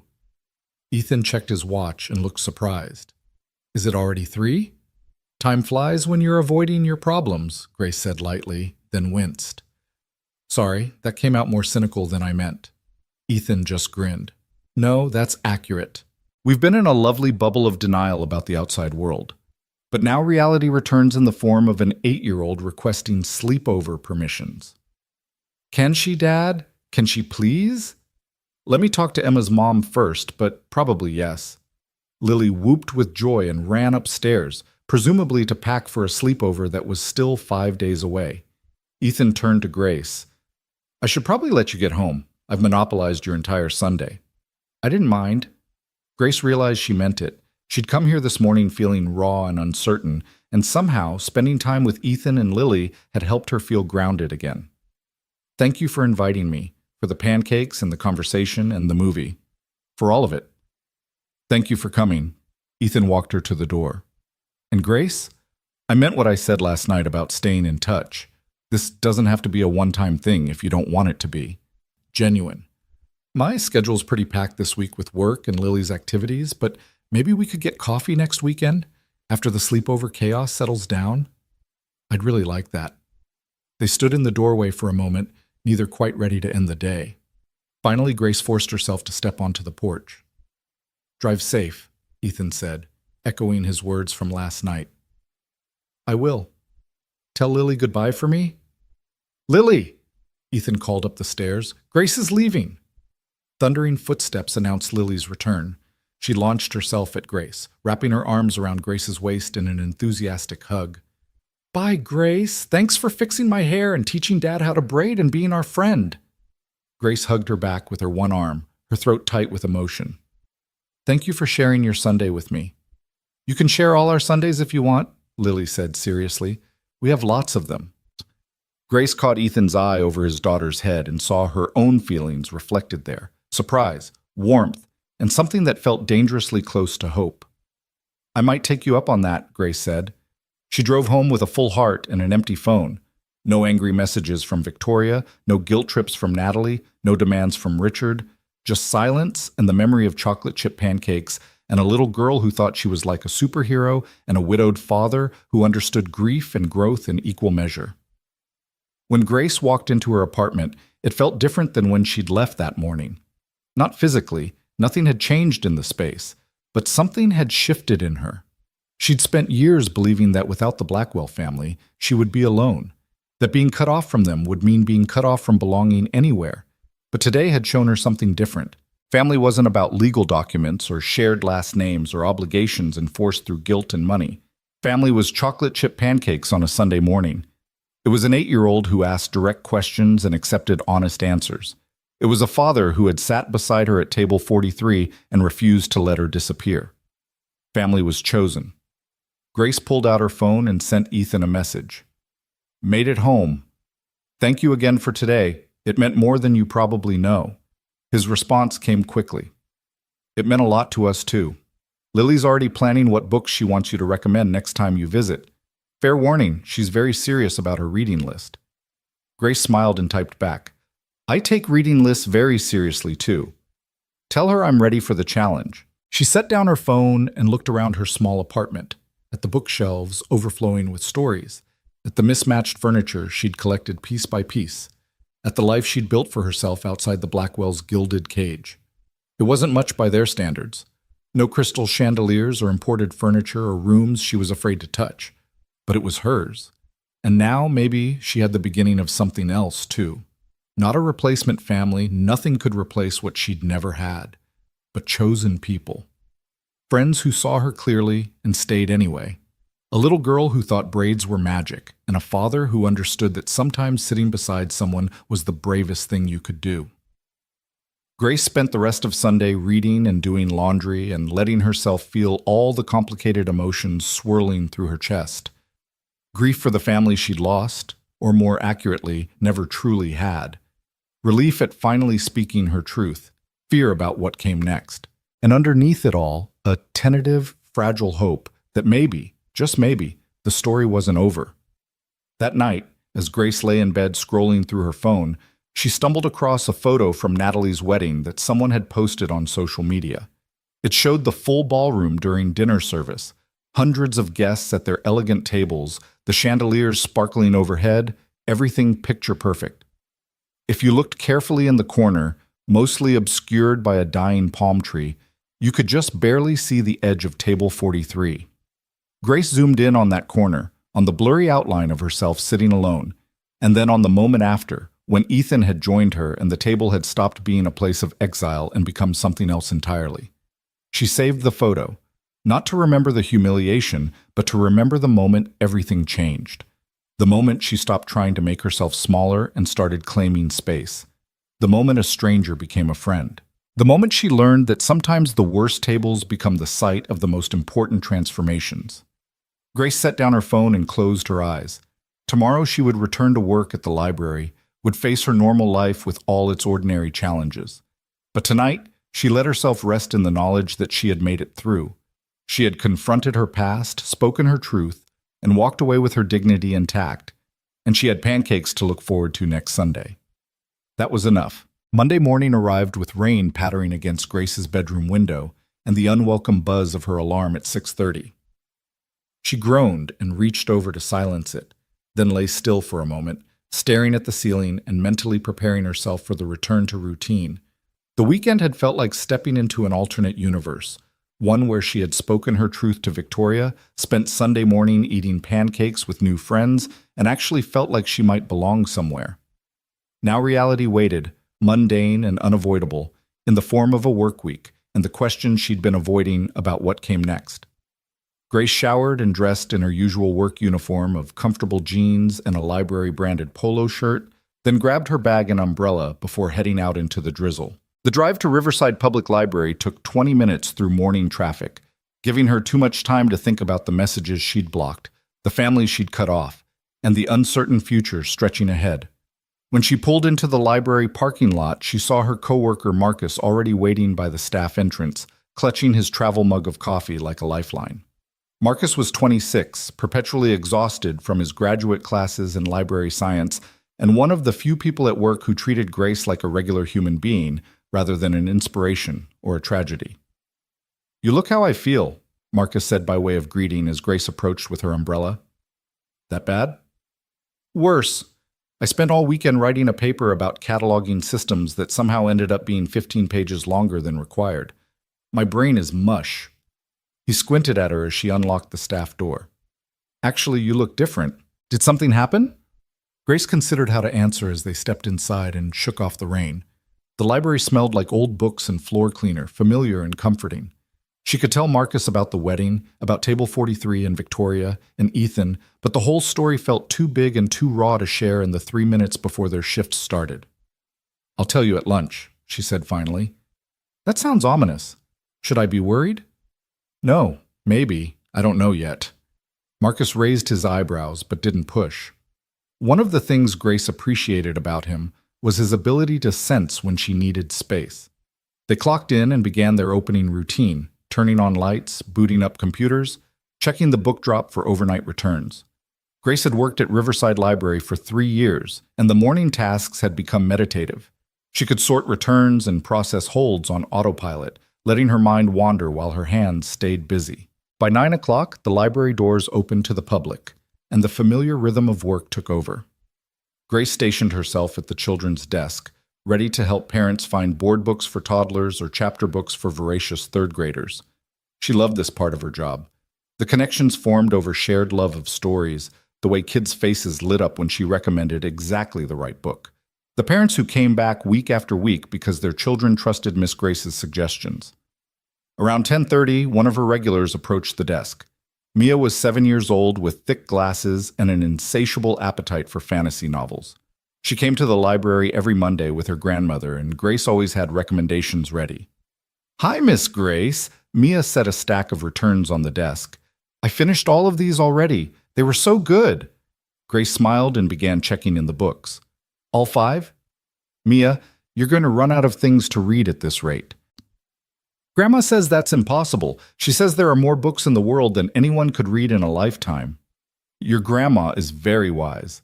Grace pulled up her mental catalog of books Mia hadn't read yet. "Okay, I have 3 recommendations for you. Are you in the mood for dragons, witches, or talking animals?" "Dragons!" Mia's eyes went wide behind her glasses. "Always dragons."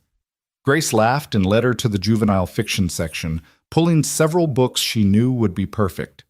She watched Mia's face as she read the back covers, saw the exact moment the girl decided which one to take home first, and felt that familiar satisfaction of connecting the right reader with the right story. This was why she'd refused Victoria's demands to work at the Blackwell Foundation. This moment right here, helping a 7-year-old find her next adventure, mattered more than any high society charity gala or tax-deductible donation ever could. After Mia and her grandmother left with an armful of books, Grace returned to her desk to find Marcus staring at her with undisguised curiosity. "Okay, spill," he said, keeping his voice low so patrons wouldn't hear. "You've been smiling at your computer screen for the last 5 minutes. Either you're having a really good day or something happened over the weekend." Grace glanced at the clock. Still an hour until her lunch break, but the children's section was quiet, and Marcus looked determined to extract information. "I went to my sister's wedding on Saturday," she said carefully. "Oh right, the fancy society wedding. How was it?" "Terrible and then surprisingly good." Marcus pulled up a chair, settling in like he sensed a story coming. "I'm going to need more details than that." So Grace told him. Not everything. She glossed over the specifics of her confrontation with Victoria and didn't mention how deeply the isolation of Table 43 had cut. But she told him about meeting Ethan, about his kindness and his daughter, about Sunday morning pancakes, and the strange, unexpected comfort of being seen by strangers who became friends. "Wait," Marcus interrupted. "This guy just walked over and sat with you? At the reject table? That's either the smoothest move ever, or he's genuinely a good person." "I think he's genuinely a good person. And you're seeing him again? Coffee next weekend. As friends." Marcus made a face that suggested he had opinions about the "as friends" qualifier, but wisely kept them to himself. "Well, good for you. You deserve people who actually appreciate you instead of treating you like an obligation." He paused. "How'd your family take it when you left early?" "I didn't leave early. I left after confronting my adoptive mother about 10 years of emotional neglect and then blocking all their phone numbers." Marcus's coffee mug stopped halfway to his mouth. "You what?" "I may have burned some bridges." "Grace Taylor, you absolute legend." He set down his mug and actually applauded quietly. "I've been watching you tiptoe around that family's expectations for 3 years, trying so hard not to disappoint people who never appreciated you in the first place. It's about time you stood up for yourself." His enthusiasm made Grace smile despite the lingering anxiety. "You're not worried I made a huge mistake?" "The only mistake would be going back and apologizing. You did the right thing." Marcus's expression turned serious. "Look, I know I don't talk about my family much, but there's a reason for that. My parents kicked me out when I came out as gay at 17, told me I was an embarrassment, that I needed to change or leave. So I left, and for years I felt guilty about it. Like I should have tried harder to make them understand, should have been more patient with their bigotry."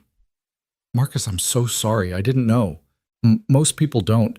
The point is, it took me a long time to realize that leaving wasn't giving up on my family, it was choosing myself. And that's not selfish. That's survival." He met her eyes. "You chose yourself, Grace. That's brave as hell." Grace felt tears threatening and blinked them back. She'd been so worried about judgment from the people in her life, so afraid that cutting off the Blackwells would be seen as ungrateful or cruel. Marcus's validation meant more than she could express. "Thank you," she managed. "Anytime. Now, seriously, tell me more about this Ethan guy. Is he cute?" "Marcus." "What?" "I'm gay, not blind. I can appreciate aesthetic appeal." Grace laughed, and the tension in her chest eased. They talked for a few more minutes until patrons started arriving at the desk with questions, pulling them back into work mode. But Marcus's words stayed with her throughout the day, a reminder that choosing herself wasn't selfish. It was necessary. At lunch, Grace retreated to the break room with her packed sandwich and pulled out her phone. She'd been avoiding it all morning, afraid of what she might find. But when she checked her messages, there were only 2 new ones. One from her phone company about her bill, and one from Ethan, sent an hour ago. "Lily wanted me to tell you she finished 3 chapters of her new book during reading time at school today. She says it's already her favorite. Your recommendation skills are legendary." Grace smiled and typed back, "Tell her I expect a full book report when she finishes. And by book report, I mean an enthusiastic recap with dramatic reenactments." His response came almost immediately. "She'll love that. How's your Monday going?" "Better now," Grace wrote, then hesitated before adding, "Thank you again for yesterday. I've been thinking about what you said about grief and choosing yourself. It helped more than you know. I'm glad. And Grace? You're doing great, better than great. You're doing what's right for you, and that's not easy. Be proud of yourself." Grace read the message 3 times, letting the words sink in. Be proud of yourself. When was the last time someone had told her that? When was the last time she'd felt proud rather than apologetic about her choices? She ate her lunch and allowed herself to imagine a future where she didn't have to constantly justify her existence or prove her worth. A future where she could simply be Grace, librarian, book lover, friend. Not the Blackwell family's charity case or their disappointing investment, just herself, complete and whole exactly as she was. The afternoon passed quickly with a steady stream of patrons. Grace helped a mother find books about divorce to help her 5-year-old understand why Daddy didn't live at home anymore. She recommended graphic novels to a reluctant reader whose teacher had given up trying to engage him. She read stories during the 3 o'clock children's hour, doing different voices for each character the way Lily had said her mother used to do. By the time her shift ended at 5, Grace felt both exhausted and accomplished. This was her life. Simple, meaningful, entirely her own. The Blackwells might have given her money and status and access to their wealthy world, but she'd built something better. Purpose. Tuesday brought sunshine and a steady stream of school groups visiting the library for research projects. Grace spent most of the day helping 4th graders find books about state history while mediating disputes over who got to use the computer stations first. It was chaotic and loud and exactly the kind of productive chaos she loved. Wednesday, she covered the evening shift and stayed until 8, helping with the weekly book club for middle schoolers.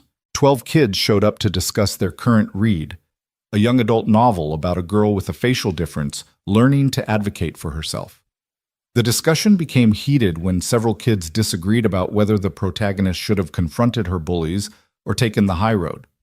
"But standing up for yourself just makes them target you more," one boy argued. "So you're supposed to just take it?" a girl shot back. "Let people treat you badly because fighting back is too risky?" Grace let them debate, interjecting only to keep things respectful. but internally, she related to every word. She'd spent 10 years taking the high road with the Blackwells, swallowing her hurt and maintaining peace because confrontation felt too dangerous. And where had it gotten her? Isolated at table 43, still seeking approval from people who would never give it. When the discussion wound down and the kids started leaving, one girl lingered behind, Jasmine, an 8th grader who never said much during group discussions but always had thoughtful insights when she did speak. "Miss Grace?" Jasmine twisted her backpack strap nervously. "Can I ask you something?" "Of course." "Do you think it's ever too late to stand up for yourself?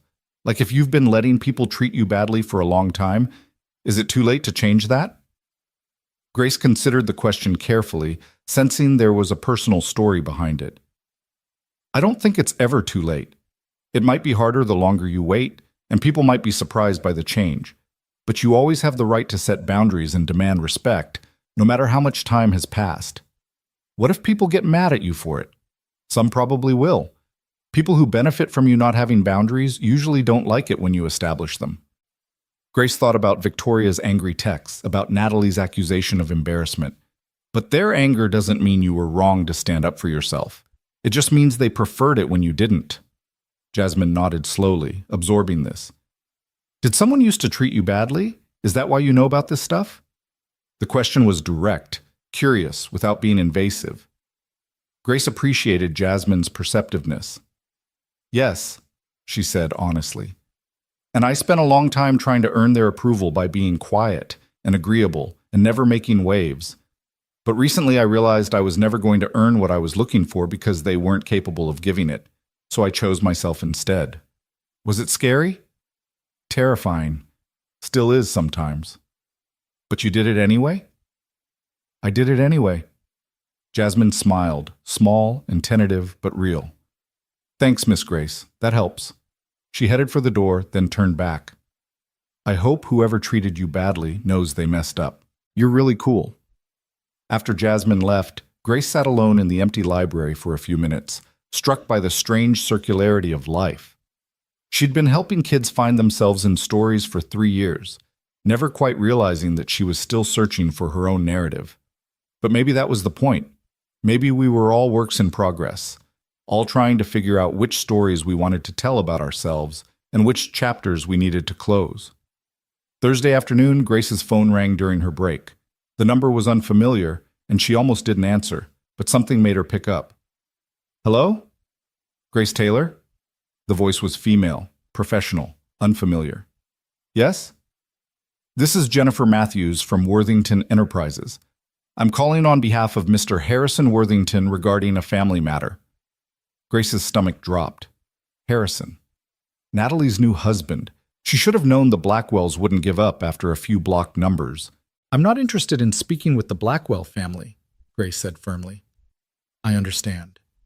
Jennifer's voice remained neutral. "However, Mr. Worthington specifically asked me to reach out separately from his in-laws. He wanted me to convey his apologies for the seating arrangement at his wedding and to offer you an opportunity to discuss the situation if you're willing." Grace sat down heavily in the break room chair. Of all the people she'd expected to hear from, Harrison had been near the bottom of the list. Why would Harrison apologize? He's married to Natalie. He's part of the family now. "I can only relay what he asked me to communicate. He said he was unaware of how you'd been treated at the reception until after you'd left, and he wanted to make amends if possible." Jennifer paused. "He also mentioned that a colleague of his, Ethan Carter, spoke with him Monday morning about what he witnessed. Mr. Worthington was troubled by what he learned." Ethan had confronted Harrison. Grace felt a wave of emotion she couldn't quite name. Gratitude mixed with concern, mixed with surprise. Ethan barely knew her, had no obligation to advocate on her behalf, and yet he'd spoken up anyway. "What exactly did Ethan tell him?" Grace asked. "I don't have those details. Mr. Worthington simply asked if you'd be willing to meet with him for coffee sometime this week. He said he owes you an apology and an explanation." Grace's first instinct was to refuse. She didn't owe Harrison anything, didn't need to make him feel better about his complicity in her exile. But curiosity gnawed at her. What had Ethan said? What had Harrison's reaction been? And more importantly, did Harrison actually feel remorse? Or was this just another attempt to smooth over the Blackwell family's image? When? Grace heard herself ask. He said any time that works for you. He'll adjust his schedule accordingly. That was surprising. Harrison Worthington III didn't adjust his schedule for anyone, especially not the adopted daughter his mother-in-law had hidden behind a dying palm tree. Friday afternoon, Grace said decisively. 4 o'clock at the coffee house on Main Street. I'll let him know. Thank you, Ms. Taylor. After Jennifer hung up, Grace sat staring at her phone, trying to process what had just happened. She texted Ethan. Did you talk to Harrison about the wedding? His response came a few minutes later. I did. Monday morning. I probably should have asked you first, but I was angry on your behalf and he needed to understand what happened. I hope that's okay. It's more than okay. His assistant just called to set up a meeting. I'm supposed to have coffee with him tomorrow. Do you want me to come with you? For moral support? The offer made Grace's chest warm. That's really kind, but I think I need to do this alone, though I might need to debrief afterward. Anytime. I'm serious, Grace. Call me after if you need to talk. Thank you.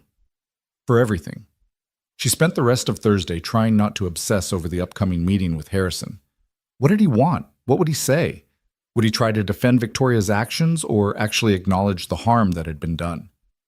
Grace went back and forth between hope and cynicism, between wanting to believe people could change and knowing that the Blackwell family had never shown any indication of genuine growth. Friday morning crawled by. Grace was distracted at work, mixing up book recommendations and having to apologize to a confused parent who'd asked for books about cats and somehow ended up with information about volcanoes. Marcus noticed her agitation and raised his eyebrows in question, but Grace shook her head. She wasn't ready to talk about it yet. At 3:30, she left work and drove to the coffee house, a local cafe known for its excellent lattes and quiet atmosphere. She arrived early and ordered a chamomile tea, hoping the herbal blend would calm her nerves. It didn't. Harrison arrived exactly at 4 o'clock, and Grace was struck by how different he looked from the confident groom she'd watched at his wedding. He wore business casual instead of a tuxedo, and his expression was somber, almost nervous. He spotted Grace and approached her table with visible hesitation. Grace, thank you for agreeing to meet me. I wasn't sure I should, Grace said honestly. I understand. May I sit? She nodded, and Harrison settled into the chair across from her, his hands wrapped around a coffee cup like he needed something to hold on to.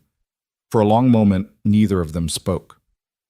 I owe you an enormous apology, Harrison finally said, and an explanation, though I'm not sure any explanation will be adequate. Grace waited, unwilling to make this easier for him. I didn't know about the seating arrangement, Harrison continued. Victoria handled all those details, and I trusted her judgment. I was focused on other aspects of the wedding, and when Natalie showed me the seating chart, I didn't notice where you'd been placed. I should have. That's my failure. He met her eyes. But even if I'd noticed, I'm not sure I would have understood how wrong it was until Ethan explained it to me Monday morning. What did Ethan say? Harrison's jaw tightened. He told me he'd found you sitting alone at an isolated table, visibly upset, while your family celebrated without you. He said you'd been treated like an embarrassment instead of Natalie's sister, and he asked me how I could allow that to happen at my own wedding. He paused. I didn't have a good answer. I still don't. You must have noticed how Victoria treats me, Grace said quietly. You've been around the family for 2 years. You've seen the dynamic. I have. And I'm ashamed to say I told myself it wasn't my place to interfere. That every family has complicated relationships, and I shouldn't insert myself into yours. Harrison's voice was thick with regret. But Ethan was right to call me out. Silence is complicity. By not saying anything, by not questioning Victoria's treatment of you, I was endorsing it. Grace felt her throat tighten. This was more accountability than she'd expected, more self-awareness than any Blackwell had ever shown. Why didn't Natalie notice? The question came out sharper than she intended. I'm her sister. Why didn't she care where I was sitting? Harrison looked away, clearly uncomfortable. Natalie noticed. She asked her mother about it Friday night during the rehearsal dinner. Victoria told her you'd requested to sit somewhere quiet, away from crowds. Natalie believed her. And you? I didn't think to question it. He shook his head. That sounds terrible, but it's the truth. I assumed if Natalie was satisfied with the explanation, then it must be accurate. I didn't consider that Victoria might be lying or that Natalie might be accepting a comfortable narrative instead of pressing for the truth. Does Natalie know you're here? Yes. She's not happy about it. Harrison's expression turned pained. We've been fighting all week. She thinks I'm overreacting, that you were always difficult and overly sensitive about your place in the family. She doesn't understand why I'm so bothered by what happened. Grace absorbed this information. Part of her had hoped that Natalie might eventually recognize the harm she'd caused, might reach out with genuine remorse. But apparently her sister preferred to maintain Victoria's narrative rather than confront uncomfortable truths. I'm not overly sensitive, Grace said firmly. I was systematically excluded and devalued for 10 years. There's a difference. I know. I see that now. Harrison leaned forward. Grace, I can't undo what happened at the wedding. I can't change the fact that I was complicit in your mistreatment, but I want you to know that I see it now and I'm sorry. Deeply sorry. What do you want from me? Grace asked. Forgiveness? Absolution? Permission to feel better about yourself? Nothing. I want nothing from you. Harrison's voice was steady. I wanted to apologize because you deserved better and I failed to provide it. What you do with that apology is entirely up to you. Grace studied him, trying to determine if this was genuine or just another performance. But Harrison met her gaze without flinching, without the calculated charm he usually displayed. He looked like a man genuinely grappling with his failures. I appreciate the apology, Grace said carefully. But I'm not ready to forgive yet. Maybe eventually, but not now. That's fair, more than fair, Harrison nodded. Can I ask what you're going to do? About the family, I mean? I've blocked Victoria's number, and Natalie's and Richard's. I'm done trying to earn their approval or fit into their world. Grace straightened her shoulders. I spent 10 years making myself smaller so they could feel bigger. I'm not doing that anymore. Good. Harrison's response surprised her. You shouldn't. They don't deserve your energy or your efforts. That's your wife's family you're talking about. I'm aware. And I love Natalie. But that doesn't mean I have to defend her mother's behavior or pretend I don't see the damage that's been done. He paused. Ethan said something Monday that's been stuck in my mind all week. He said that real family shows up, that they sit beside you when you're alone instead of pretending not to see you. And he's right. The Blackwells have never shown up for you, Grace. They've displayed you when convenient and hidden you when not. That's not family. That's exploitation. Grace felt tears threatening but refused to let them fall. She would not cry in front of Harrison Worthington, no matter how unexpectedly empathetic he was being. I need to go, she said abruptly, standing up. Of course. Thank you for hearing me out. Harrison stood as well. Grace, I know this doesn't mean much coming from me, but I hope you find people who truly see you, who appreciate you exactly as you are. You deserve that. Grace nodded once, not trusting her voice, and walked out of the cafe. She made it to her car before the tears came. Not from sadness, but from the strange, overwhelming relief of being seen, of having someone from the Blackwell orbit actually acknowledge her pain instead of dismissing it. She sat in her car crying until her phone buzzed with a text from Ethan. How'd it go? Do you need to talk? Grace wiped her eyes and called him. He answered on the first ring. Hey, are you okay? I don't know, Grace admitted. Harrison apologized, like really apologized, took full responsibility. It was unexpected. He should have. What he allowed to happen was inexcusable. You really confronted him? I really confronted him. Monday morning, I walked into his office and told him exactly what I witnessed at his wedding. I probably overstepped and I might have threatened our professional relationship, but I couldn't stay silent. Ethan's voice was firm. You deserve someone to advocate for you, even if it was a guy who'd just met you. Grace felt fresh tears threatening. Thank you. No one's ever done that for me before. Then you've been surrounded by the wrong people. She could hear the smile in his voice. Are you free tonight? Lily and I are making homemade pizza, and she's been asking about you all week. No pressure if you need space, but the invitation's there. Grace thought about going home to her empty apartment, about sitting alone with all these complicated feelings. Then she thought about Lily's laughter and Ethan's kindness and homemade pizza in a warm kitchen. I'd love to come over, she said. 2 hours later, Grace stood in Ethan's kitchen with flour on her hands and tomato sauce on her shirt, laughing as Lily demonstrated her special technique for spinning pizza dough. The technique mostly involved throwing dough in the air and hoping it didn't stick to the ceiling, which had apparently happened once before based on the suspicious mark Grace noticed overhead. "Dad says I'm not allowed to try the ceiling thing anymore," Lily explained seriously. "But I think he's just worried about his security deposit." "I'm worried about gravity and our dinner ending up on the floor," Ethan corrected, but his eyes were warm with amusement. They assembled pizzas with various toppings. Lily insisted on creating a rainbow pizza with different colored vegetables arranged in stripes, while Ethan went traditional with pepperoni. Grace made one with mushrooms and olives, working efficiently with one hand while Lily watched in fascination. "How do you do that?" Lily asked. "Hold the pizza still and put toppings on at the same time." "I press the pan against my side with my elbow to keep it steady," Grace demonstrated. "It's all about finding creative solutions." "That's so cool, you're like a pizza scientist." While the pizzas baked, they sat at the kitchen table and Lily regaled Grace with stories about her week. A dramatic account of how Mr. Whiskers, the class guinea pig, had escaped his cage and been found sleeping in the book nook, a detailed description of the art project she was working on, and a passionate argument for why 8-year-olds should be allowed to stay up past 8:30 on weekends. "Lily, we've had this discussion," Ethan said patiently. "Your bedtime is 8:30 because you need 10 hours of sleep." "But Dad, if Grace is here, shouldn't I get to stay up later? It's a special occasion." "Nice try. Grace will still be our friend tomorrow when you wake up well rested." Lily sighed dramatically. "Fine, but I'm going to sleep very slowly as a protest." "I don't think that's how sleep works, kiddo." They ate dinner together, and Grace was struck again by the easy warmth of this little family. Ethan asked about Grace's meeting with Harrison, and she gave a brief summary while Lily listened with the serious expression of someone trying to understand adult complications. "So he said sorry?" Lily asked when Grace finished. "He did. And do you believe him?" Grace considered the question.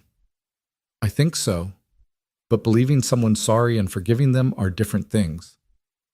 Mom used to say that sometimes sorry isn't enough," Lily said quietly. "She said it has to come with changed behavior, or it's just words." Ethan's expression turned bittersweet. "Your mom was very wise." "I know. I wish I could ask her stuff sometimes, like about what to do when people are mean, or how to know if someone's really your friend." Lily looked at Grace. "Did you have a mom who taught you things?"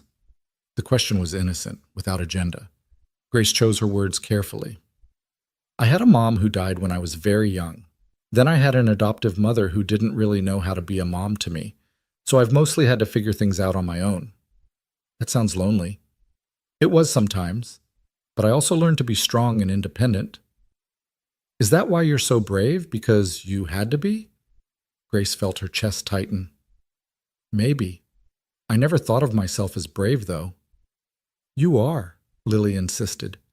"Dad says brave people are the ones who are scared but do hard things anyway. And you did a hard thing at that wedding, standing up to your mean family. That's really brave." After dinner and dessert, ice cream sandwiches that Lily declared the perfect ending to a perfect meal, Lily reluctantly agreed to get ready for bed. She hugged Grace goodnight, then looked up at Ethan with a scheming expression. "Dad, since it's Friday, can Grace read me a bedtime story? Please? She's a librarian, so she's probably really good at it." Ethan looked at Grace. "You absolutely don't have to." "I'd love to," Grace interrupted. She followed Lily upstairs to her colorful bedroom, and Lily immediately pulled out her current favorite, a fantasy novel about a girl who discovered she could talk to animals. Grace sat on the edge of Lily's bed and read 3 chapters, doing different voices for each character just like she did at library story time. Lily's eyes grew heavy halfway through the 2nd chapter, but she fought sleep determinedly, clearly not wanting the story to end. By the 3rd chapter, she was yawning between sentences. Grace closed the book gently. "We can read more next time," she said softly. "Promise?" Lily's voice was drowsy. "Promise." "Grace?" Lily's eyes were already closing. "I'm really glad you're Dad's friend. I think Mom would have liked you." The words hit Grace squarely in the heart. She smoothed Lily's curls back from her forehead, a gesture she'd never been able to share with Victoria or received from her, and whispered, "I think I would have liked her, too. Sleep well, Lily." Downstairs, Ethan was cleaning the kitchen, loading the dishwasher with focused attention. Grace joined him, picking up stray napkins and wiping down the table. "Thank you for reading to her," Ethan said. "She's been asking about you all week. I think she's a little bit in love with you." Grace smiled. "The feeling's mutual. She's an incredible kid, Ethan." "She is. I'm biased, but she really is." He closed the dishwasher and leaned against the counter. "Can I tell you something?" "Of course." Lily hasn't bonded with anyone this quickly since Anna died. She's friendly with her teachers and classmates, but she keeps most people at arm's length. I think losing her mom so young made her wary of getting too attached. Ethan's voice was soft. "But with you, there's no hesitation. She just decided you were safe, and that was that." "I'm honored," Grace said honestly. "I am too. Having you in our lives this past week." He trailed off, seeming to search for words. "It's reminded me that we're allowed to let new people in. That opening our circle doesn't mean replacing Anna or forgetting her. It just means continuing to live and build connections." They stood in the warm kitchen, surrounded by the comfortable debris of a shared meal, and Grace felt something shift between them. Not romantic, not yet, maybe not ever, but deeper than simple friendship. This was the beginning of chosen family, of people deciding to show up for each other without obligation or expectation. "I should probably go," Grace said, though she didn't really want to. "It's getting late." "Or," Ethan said carefully, "you could stay a little longer. We could watch a movie or just talk. No pressure either way." Grace thought about her empty apartment, about the solitude that had felt like freedom last weekend but now felt slightly lonely. She thought about this house full of warmth and laughter and people who seemed to genuinely enjoy her company. "I'll stay," she decided. They settled on the couch with mugs of tea, and Ethan put on a documentary about the national parks. But neither of them really watched it. Instead, they talked about Grace's work at the library and Ethan's frustrations with corporate bureaucracy, about Lily's upcoming school play, and Grace's concerns about her finances now that she'd cut ties with the Blackwells.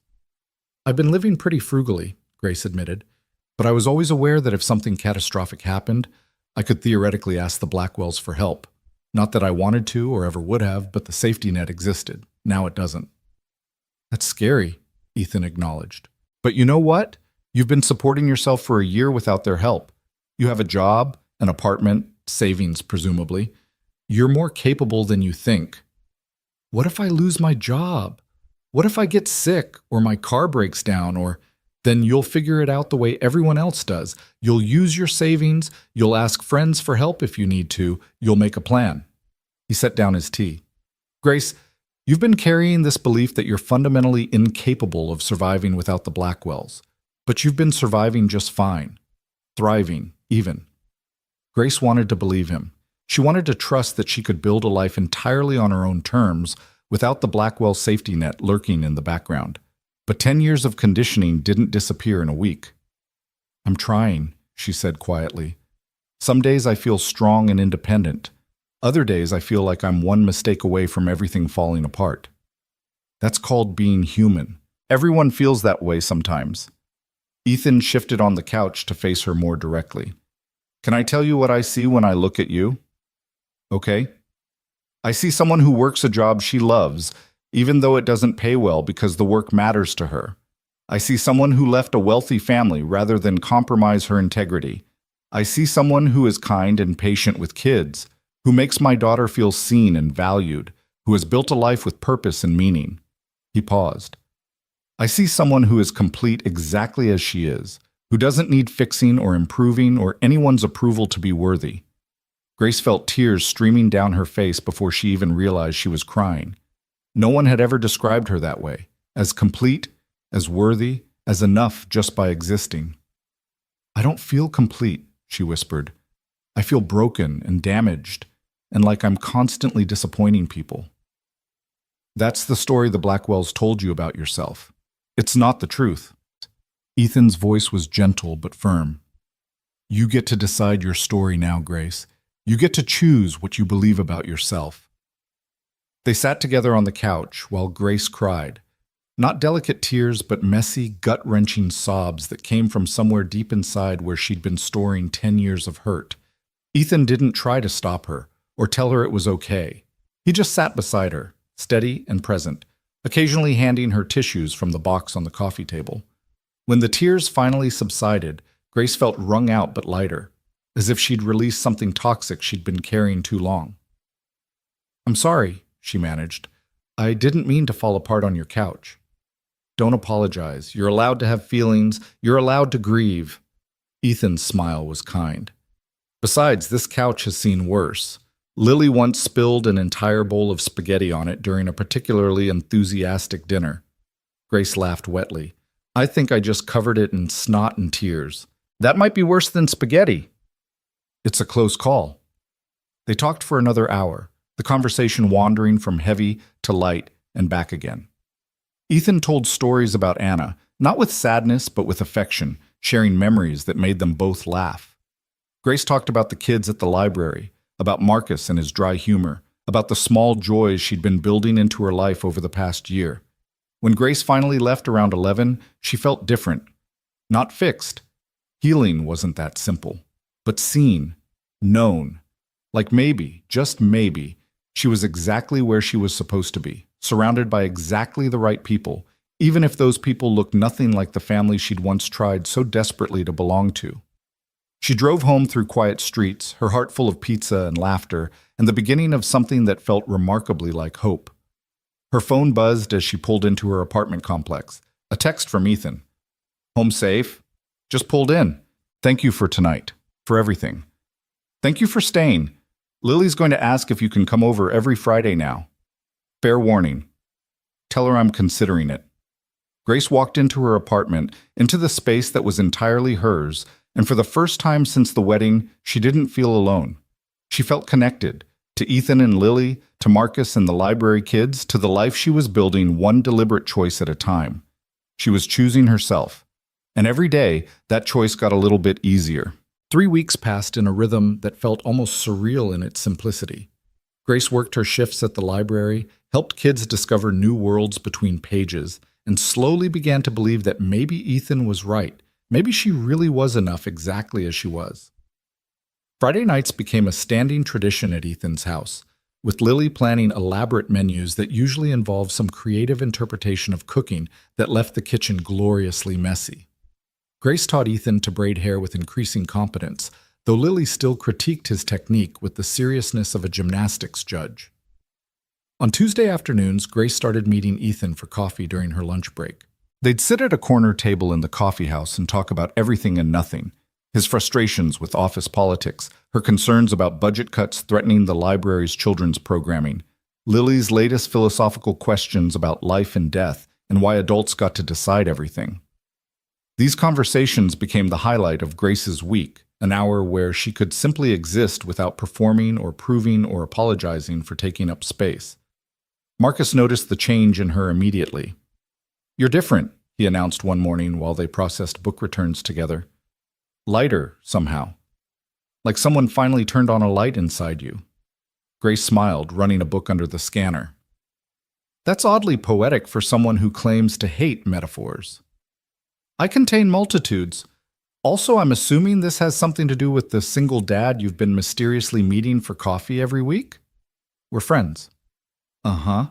Friends who text each other good morning and share inside jokes about pancakes." Marcus raised his eyebrows knowingly. "Grace, I'm saying this with love. It's okay to let yourself be happy. You don't have to keep waiting for permission." The words stayed with Grace throughout her shift. Was she waiting for permission? Even now, free from the Blackwell's direct influence, was she still operating within the constraints they'd imposed, never asking for too much, never believing she deserved more than the bare minimum of connection and joy? That evening, Grace's phone rang just as she was settling onto her couch with a book. The number was unfamiliar, but something made her answer. "Hello? Grace? It's Harrison, Worthington. I hope I'm not calling at a bad time." Grace sat up straighter, immediately on alert. She and Harrison had exchanged a few texts since their coffee meeting, brief check-ins where he'd ask how she was doing and she'd respond with carefully neutral updates. But he'd never called before. Is everything okay? Yes and no. Harrison sounded tired. I wanted to give you a heads up about something. Victoria's planning to make a public statement about your estrangement from the family. Grace's stomach dropped. What kind of statement? The kind designed to control the narrative before you can tell your side. She's been consulting with a PR firm all week, crafting a story about how the family tried everything to help you adjust after the adoption, but you were ultimately ungrateful and troubled. How they gave you every opportunity, but you rejected their love and support. He paused. She's going to paint herself as the victim of an ungrateful adoptee who turned on the family that saved her. The room spun slightly. Grace gripped the phone tighter. She's going to lie about me publicly? She's going to control the narrative the way she always does. And unfortunately, she has the platform and connections to make people believe her version. Harrison's voice was grim. I tried to talk her out of it. So did Richard, actually. But she's convinced this is necessary to protect the family's reputation, especially after some people at the wedding started asking questions about why you were seated where you were. What do you mean people asked questions? Ethan wasn't quiet about his opinions. Several of my colleagues witnessed him sitting with you at that isolated table, and then they saw you leave early looking upset. A few of them contacted me afterward asking what happened, whether there had been some kind of family drama. Harrison sighed. In Victoria's mind, that makes you a threat. She needs to get ahead of the story before it damages the Blackwell image. Grace felt heat rising in her chest. Not anxiety this time, but anger. So, she's going to preemptively destroy my reputation to protect hers? That's the plan. I'm sorry, Grace. I know this isn't fair. When is she making this statement? Tomorrow afternoon. She's arranged interviews with 2 Society columnists, and she's planning to address it at the Blackwell Foundation's charity luncheon. He hesitated. I'm telling you this because you deserve to know what's coming, and because you deserve the chance to respond if you want to. How would I respond? I don't have Victoria's connections or money or platform. Who's going to listen to me?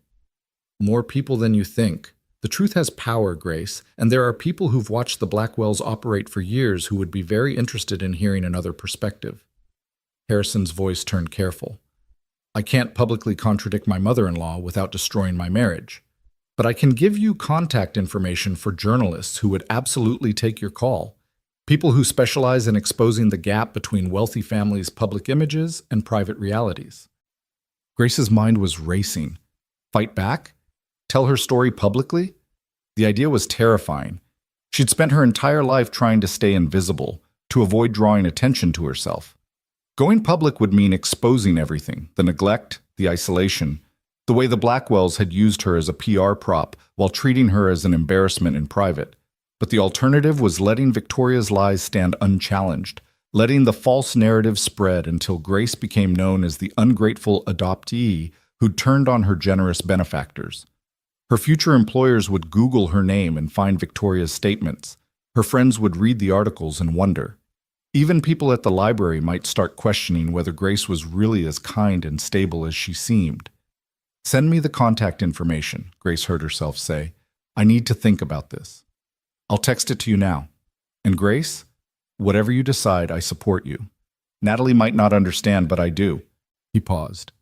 Victoria's been getting away with this kind of manipulation for decades because no one's ever called her out publicly.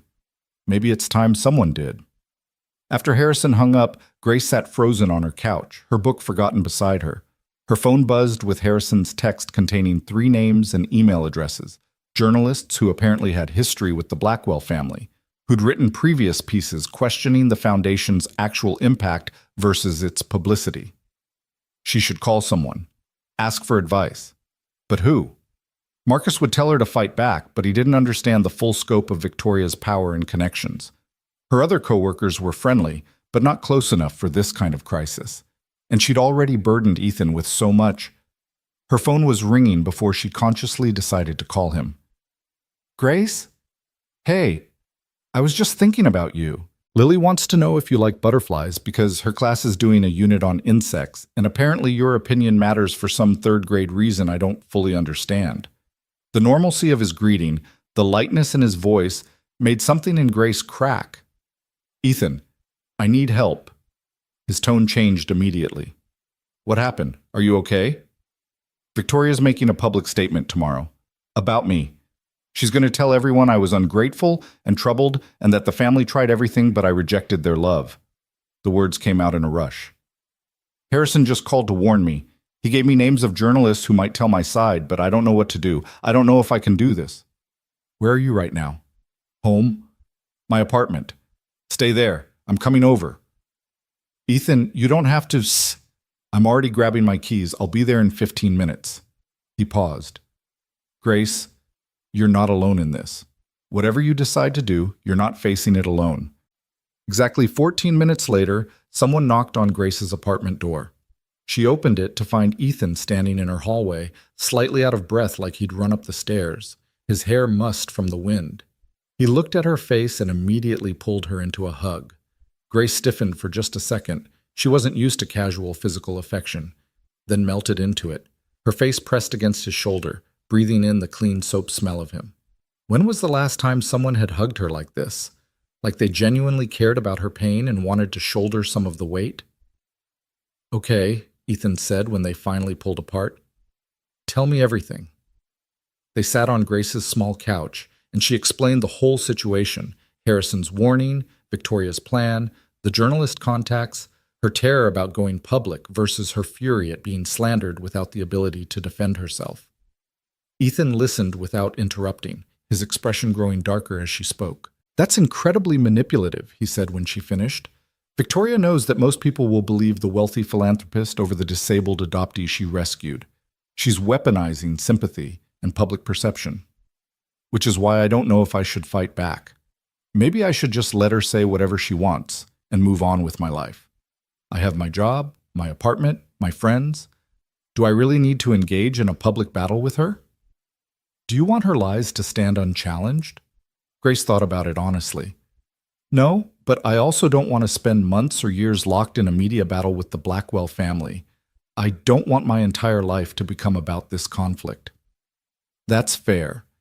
But consider this. If you don't tell your story now, Victoria's version becomes the truth. Every time someone Googles your name, they'll find articles about how you were troubled and ungrateful. Future employers, potential friends, anyone you meet, they'll all see that narrative first. Ethan's voice was gentle but firm. But if you speak up now, you get to define yourself. You get to tell the truth about what really happened. And then you can move on, knowing you didn't let her rewrite history. What if no one believes me? Then they don't. But at least your truth will be on record, available for people who want to see it. He pulled out his phone. Can I see those journalist names Harrison sent? Grace showed him the text, and Ethan's eyebrows rose. These are serious journalists. Maria Chen broke that story about the Anderson Foundation embezzling donations last year. David Kim exposed that private school's discrimination scandal. These aren't society columnists writing puff pieces. These are investigative reporters who specialize in holding wealthy families accountable. That makes it more terrifying. Or more legitimate. Grace, these people would fact-check everything you say. They'd investigate the Blackwell Foundation's actual operations. They'd interview other people who've worked with or been helped by Victoria's organization. This wouldn't just be your word against hers. It would be journalism. Grace felt her heart pounding. I don't know if I'm brave enough for this. You confronted Victoria at Natalie's wedding in front of hundreds of people. You cut off your entire adoptive family. You've been rebuilding your life from scratch for a year. Ethan met her eyes. Grace, you're one of the bravest people I've ever met. You just don't see it yet. They talked for another hour, going through potential scenarios and outcomes. Ethan didn't push her toward any particular decision, but he helped her think through the implications of each choice. By the time he left, after making her promise to call if she needed anything, at any hour, Grace felt more clear-headed, if not exactly calm. She pulled up her laptop and started researching the journalists Harrison had recommended. Maria Chen's portfolio was impressive and intimidating. Exposés of corporate fraud, investigations into nonprofit corruption, profiles of whistleblowers who'd risked everything to tell the truth. David Kim specialized in education inequality and had written several pieces about how wealthy families manipulated admission systems and charitable giving for personal benefit. These weren't people who would take her story lightly. They would dig deep, ask hard questions, demand evidence. but they would also protect her credibility, ensure her claims were substantiated, present her story in a way that couldn't be easily dismissed. Grace spent 2 hours that night drafting an email to Maria Chen. She wrote and deleted and rewrote, trying to find the balance between honesty and dignity, between vulnerability and strength. Finally, around midnight, she settled on a version that felt true. Ms. Chen, my name is Grace Taylor, and I'm writing to you on the recommendation of Harrison Worthington. I was adopted by the Blackwell family 10 years ago when I was 12 years old. Tomorrow, my adoptive mother, Victoria Blackwell, plans to make a public statement characterizing me as an ungrateful and troubled adoptee who rejected the family's love and support. That characterization is false, and I would like to tell the true story of what it was like to be raised as the Blackwell family's public relations project rather than their daughter. I understand you may not be interested in this story or may not find it newsworthy, but I'm reaching out because I believe the public deserves to know the truth about how some wealthy families use adoption as a tool for image management rather than a genuine commitment to a child's well-being. If you're interested in speaking with me, I'm available at your convenience. Sincerely, Grace Taylor. She read it over 5 times, her finger hovering over the send button. This was it, the point of no return. Once she sent this email, she couldn't take it back. She would be committing to speaking publicly about the Blackwells, to potentially destroying any remaining chance of reconciliation, to becoming the ungrateful adoptee who'd aired the family's private issues for public consumption. But she would also be telling her truth, claiming her story, refusing to let Victoria control the narrative. Grace hit send before she could second-guess herself again, then immediately closed her laptop and got ready for bed. She'd done it. Whether anything came of it or not, she'd taken the first step toward defending herself. She barely slept that night, her mind spinning with worst-case scenarios. But when morning came and she dragged herself to work, there was an email waiting in her inbox from Maria Chen. Grace, thank you for reaching out. I would very much like to speak with you about your experience with the Blackwell family. Would you be available for a phone interview this afternoon? I understand Victoria's planning to make her statement today, and I'd like to have your perspective on record before that happens. Best, Maria Grace stared at the email, her heart racing. This was happening. Really happening. She wrote back agreeing to a 2 o'clock interview during her lunch break, then somehow made it through her morning shift on autopilot, her mind only half present as she helped patrons find books and answered reference questions. At 1:30, Marcus found her in the break room, staring at her phone with what he described as the expression of someone about to jump off a cliff. Okay, spill, what's going on? Grace told him everything, Victoria's planned statement, Harrison's warning, her email to Maria Chen, the interview scheduled in 30 minutes. Marcus listened with increasing outrage, his face growing redder as she spoke.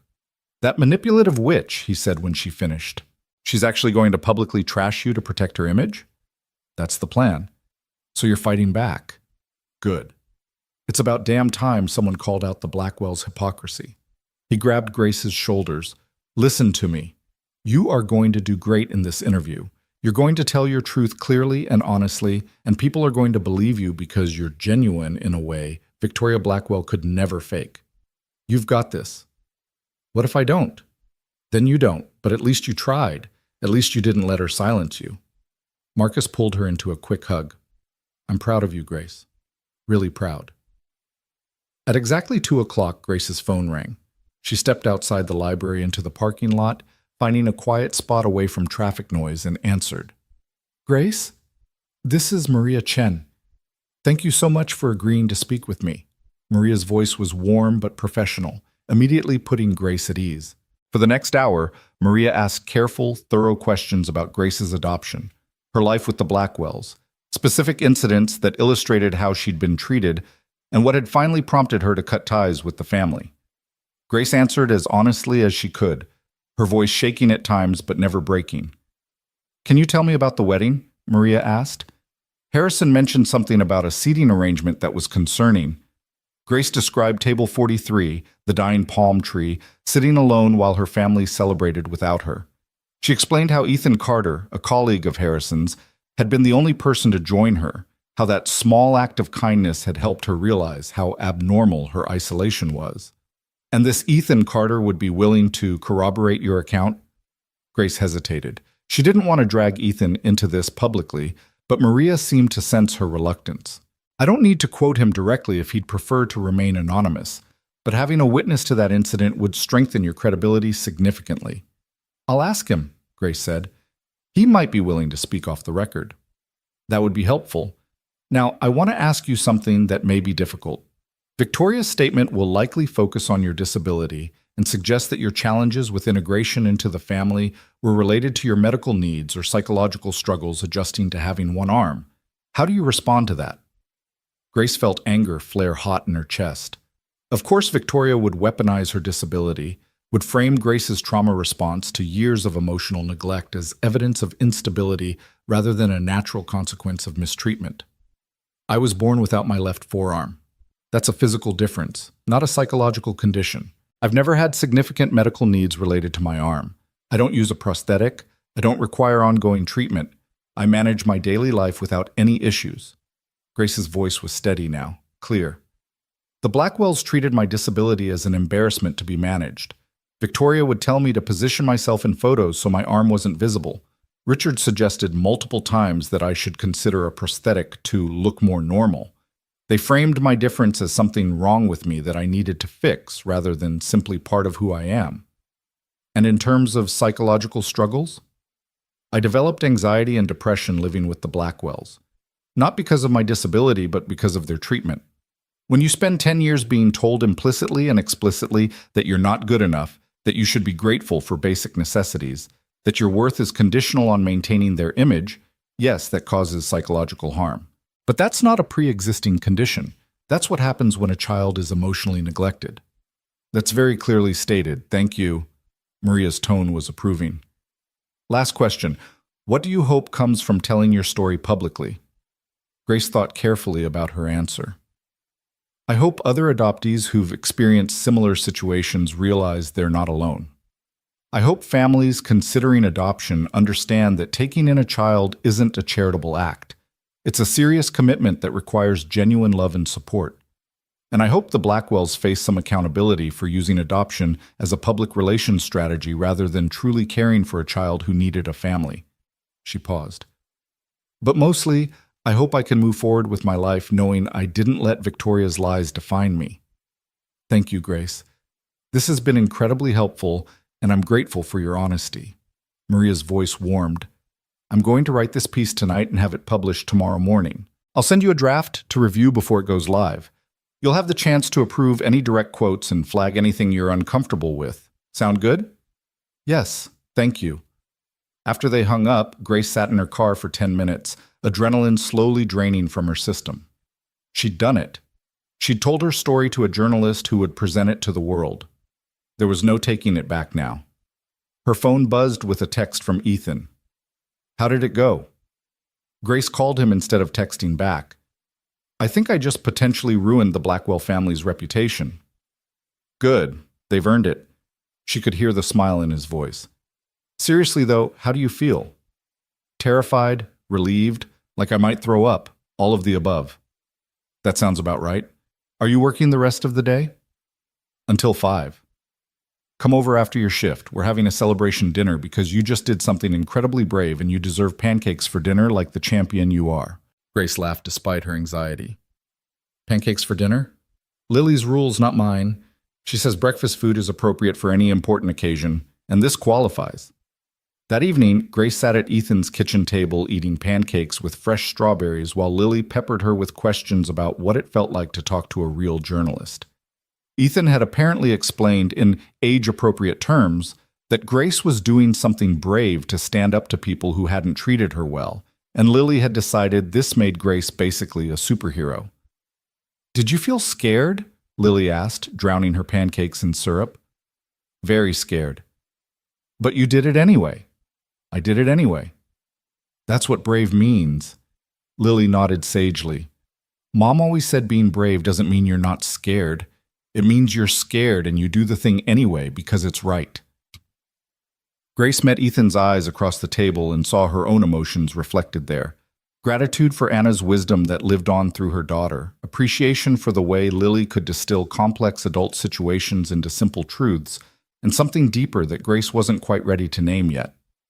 After dinner, while Lily was upstairs getting ready for bed, Ethan poured them both wine and they sat on the back porch watching fireflies dance in the yard. Maria asked if you'd be willing to speak with her, Grace said quietly, to corroborate what happened at the wedding. I told her I'd ask, but I completely understand if you don't want to get involved. I'll talk to her. Ethan's response was immediate. What I witnessed that night was wrong, and I'm willing to say so publicly. Harrison's my friend, but that doesn't mean I'll stay silent about how his wedding treated you. It might damage your professional relationship with him. Harrison already knows how I feel. We had a long conversation about it after the wedding. That's why he's been supporting you through all this. Ethan turned to look at her. Grace, I need you to understand something. I'm not doing this because I pity you or because I think you need rescuing. I'm doing this because what happened to you was wrong, and I have a responsibility as a witness to speak up. That's it. That's not it, though. Grace's voice was barely above a whisper. You've done so much more than just witness. You've invited me into your home, into your life, into Lily's life. You've shown me what real friendship looks like, what chosen family means. Why?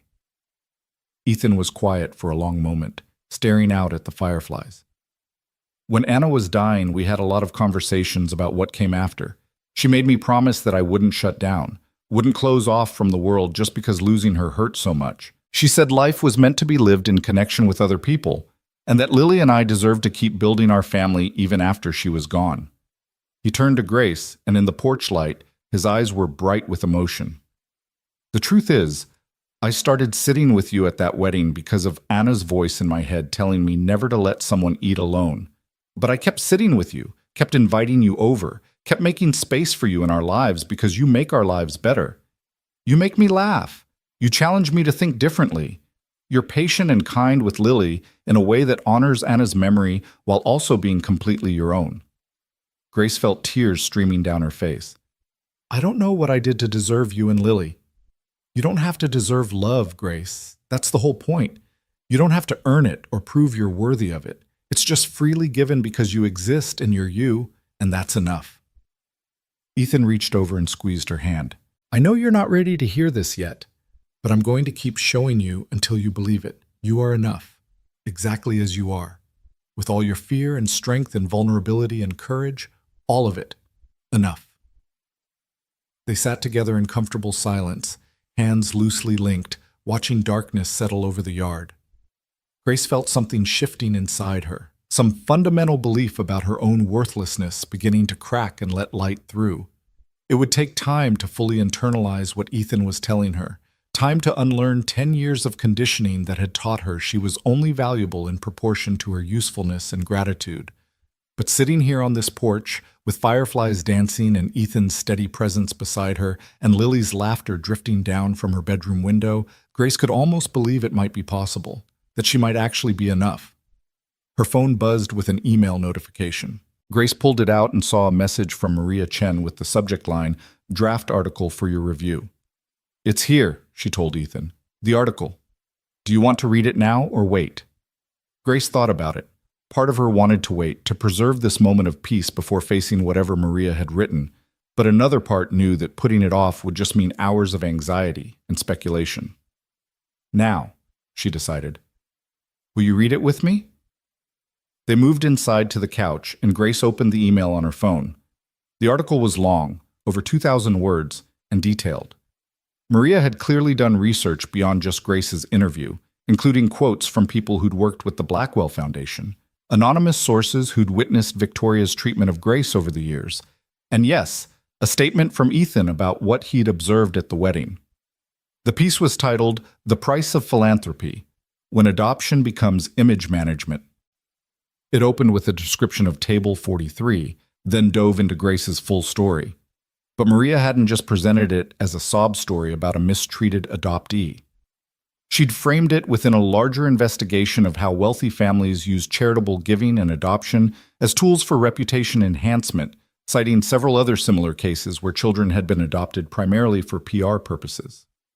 The article quoted Grace directly in several places, but always in context, never making her sound pitiful or bitter. Instead, she came across as thoughtful and honest, someone who'd survived difficult circumstances and was now choosing to speak up not for revenge, but for accountability. Near the end, Maria had included a devastating paragraph comparing the Blackwell Foundation's public statements about supporting vulnerable children with specific examples of how Grace had been treated. The separate table at family events, the pressure to hide her disability, the emotional isolation. The contradiction was stark and damning. The article concluded with Grace's hope that her story might help other adoptees feel less alone and might encourage families to approach adoption with genuine commitment rather than calculating self-interest. When Grace finished reading, she looked up at Ethan with wide eyes.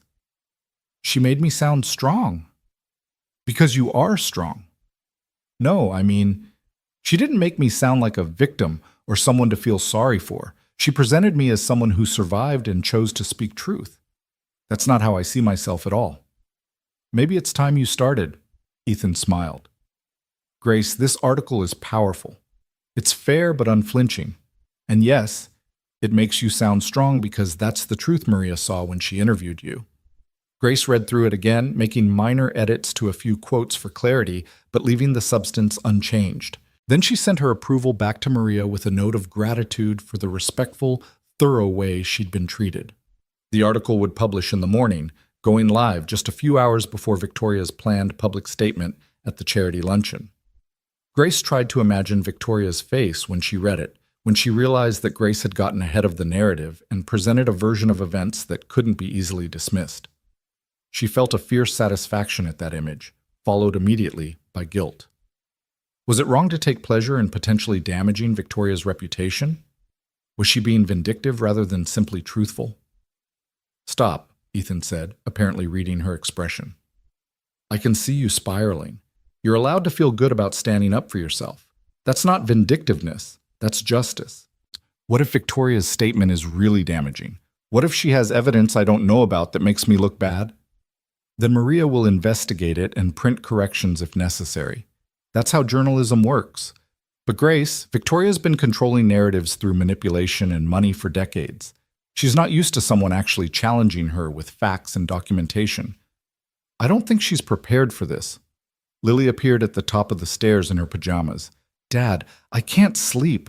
Can Grace read me another story?" Grace looked at Ethan, who nodded encouragingly.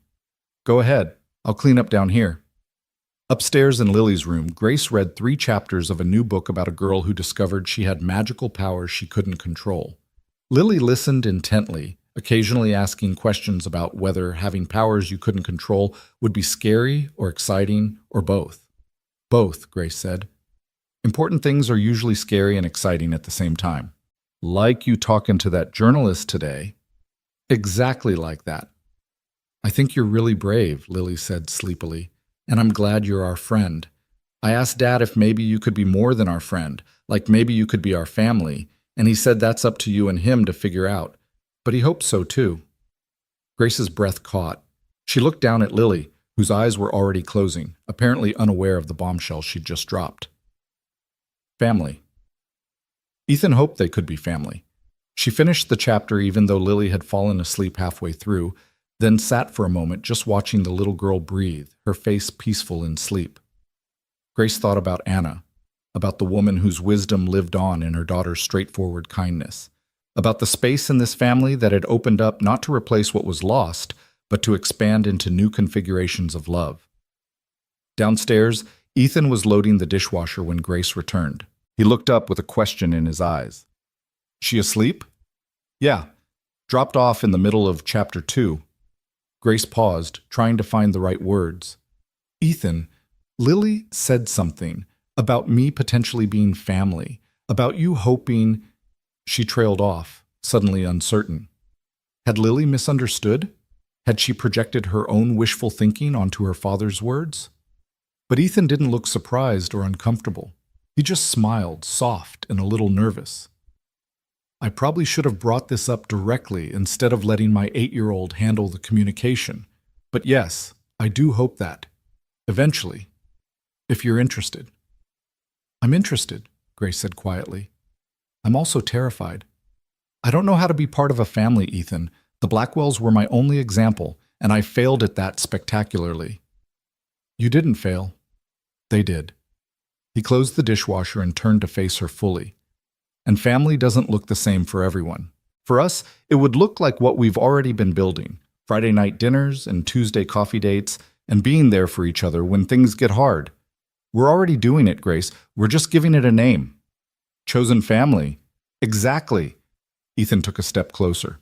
Look, I know the timing is complicated with everything happening with the Blackwells. And I know you need time to heal from that trauma before you can fully trust new relationships. I'm not pushing for any kind of timeline or commitment. I just wanted you to know that Lily and I see you as family already. The rest can unfold however it needs to. Grace felt overwhelmed by the simple generosity of the offer. No pressure, no expectations, just an open invitation to belong whenever she was ready to accept it. Thank you, she whispered, for seeing me, for including me, for making space. Thank you for trusting us with your heart after it's been broken so many times. That takes real courage. They stood in the kitchen for a moment, the dishwasher humming quietly in the background, neither quite ready to break the moment. Then Grace glanced at the clock and realized it was nearly 10. I should go. You have work tomorrow and I have the early shift at the library. Okay, but Grace? Ethan walked her to the door. Whatever happens tomorrow when the article publishes and Victoria makes her statement, remember, you're not alone. You have people now. Marcus and Lily and me. Harrison too, apparently. You have people who will stand with you. Grace drove home with those words echoing in her mind. You have people. Such a simple statement, but one that held enormous weight for someone who'd spent most of her life feeling fundamentally alone. She did have people now. She'd built connections, formed relationships, created a chosen family that showed up not out of obligation, but out of genuine care. In her apartment that night, Grace prepared for bed with an unfamiliar feeling settling in her chest. It took her a while to identify it, to put a name to the sensation that was simultaneously grounding and uplifting. Then she realized this was what belonging felt like. Not the performative belonging she'd tried to achieve with the Blackwells, but real belonging. The kind that came from being seen fully and accepted completely. She fell asleep thinking about tomorrow, about the article that would publish, about Victoria's reaction, about the potential fallout and consequences. She was scared, yes. But underneath the fear was something stronger, the certainty that she'd done the right thing. That speaking her truth, claiming her story, and refusing to let Victoria's lies define her was worth whatever came next. And she wouldn't face it alone. Morning arrived with gray skies threatening rain, and Grace's alarm piercing through dreams she couldn't quite remember. She reached for her phone with a sense of dread pooling in her stomach, knowing what she would find. The article had published at 6 a.m., exactly as Maria had promised. Grace opened her browser, and there it was, featured prominently on the news site's homepage, The Price of Philanthropy, When Adoption Becomes Image Management. Her own face stared back at her from the accompanying photo, a picture she'd sent Maria yesterday, one of the few photos she had where she looked confident and at ease, taken by Marcus at a library event last year. The article had already accumulated over 300 comments and had been shared dozens of times on social media. Grace's hands trembled as she scrolled through some of the responses, bracing herself for cruelty or disbelief. But most of the comments were supportive, even angry on her behalf. This is heartbreaking. No child should be treated as a PR prop. I've always wondered about the Blackwell Foundation. This explains so much. Good for Grace Taylor for speaking up. We need more people willing to expose this kind of hypocrisy. There were negative comments too, of course. People defending Victoria, people suggesting Grace was exaggerating or seeking attention, people who couldn't believe a wealthy family would truly mistreat an adopted child. But they were outnumbered by messages of support, and several commenters who identified themselves as adoptees shared similar experiences with families who'd adopted them for the wrong reasons. Grace's phone buzzed with a text from Marcus. You are a legend. Have you seen the article? It's everywhere. I'm so proud of you I could cry.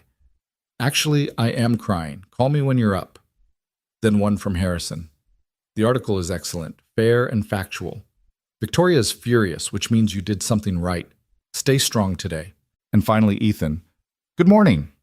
The article is perfect. You're perfect. Lily made you a card to celebrate your bravery and insists on delivering it personally. Can we stop by the library during your lunch break? Grace felt tears welling up, but they were different from the tears she'd cried so often over the past few weeks. These weren't tears of pain or grief or fear.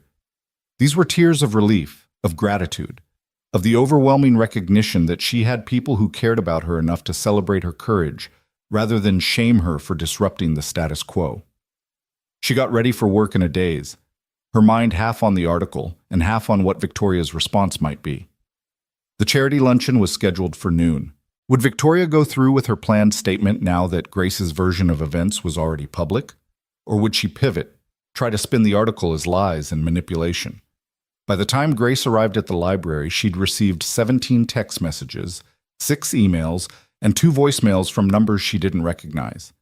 Most were from reporters requesting interviews or follow-up comments.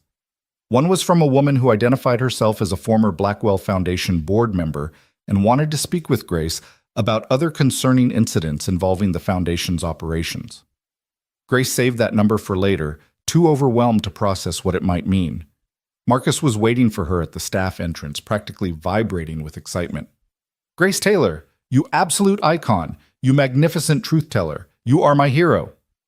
"Marcus, it's 7:45 in the morning. How are you this energetic?" "I've had 4 cups of coffee, and I'm running on pure adrenaline and righteous fury." He pulled her into a tight hug. "Seriously, though, that article was incredible. Maria Chen presented your story with so much dignity and power, and the way she connected it to larger patterns of wealthy families using adoption as PR, chef's kiss. Brilliant." "I'm terrified," Grace admitted. "Victoria's statement is at noon. What if she has something that makes me look like a liar?" "Then Maria will investigate and report on that too. But Grace, you told the truth. You have Ethan as a witness. You have documentation of your living situation for the past year. You have a decade of being excluded from family events. Victoria can spin all she wants, but facts are facts." They clocked in and began their opening routine, but Grace couldn't focus.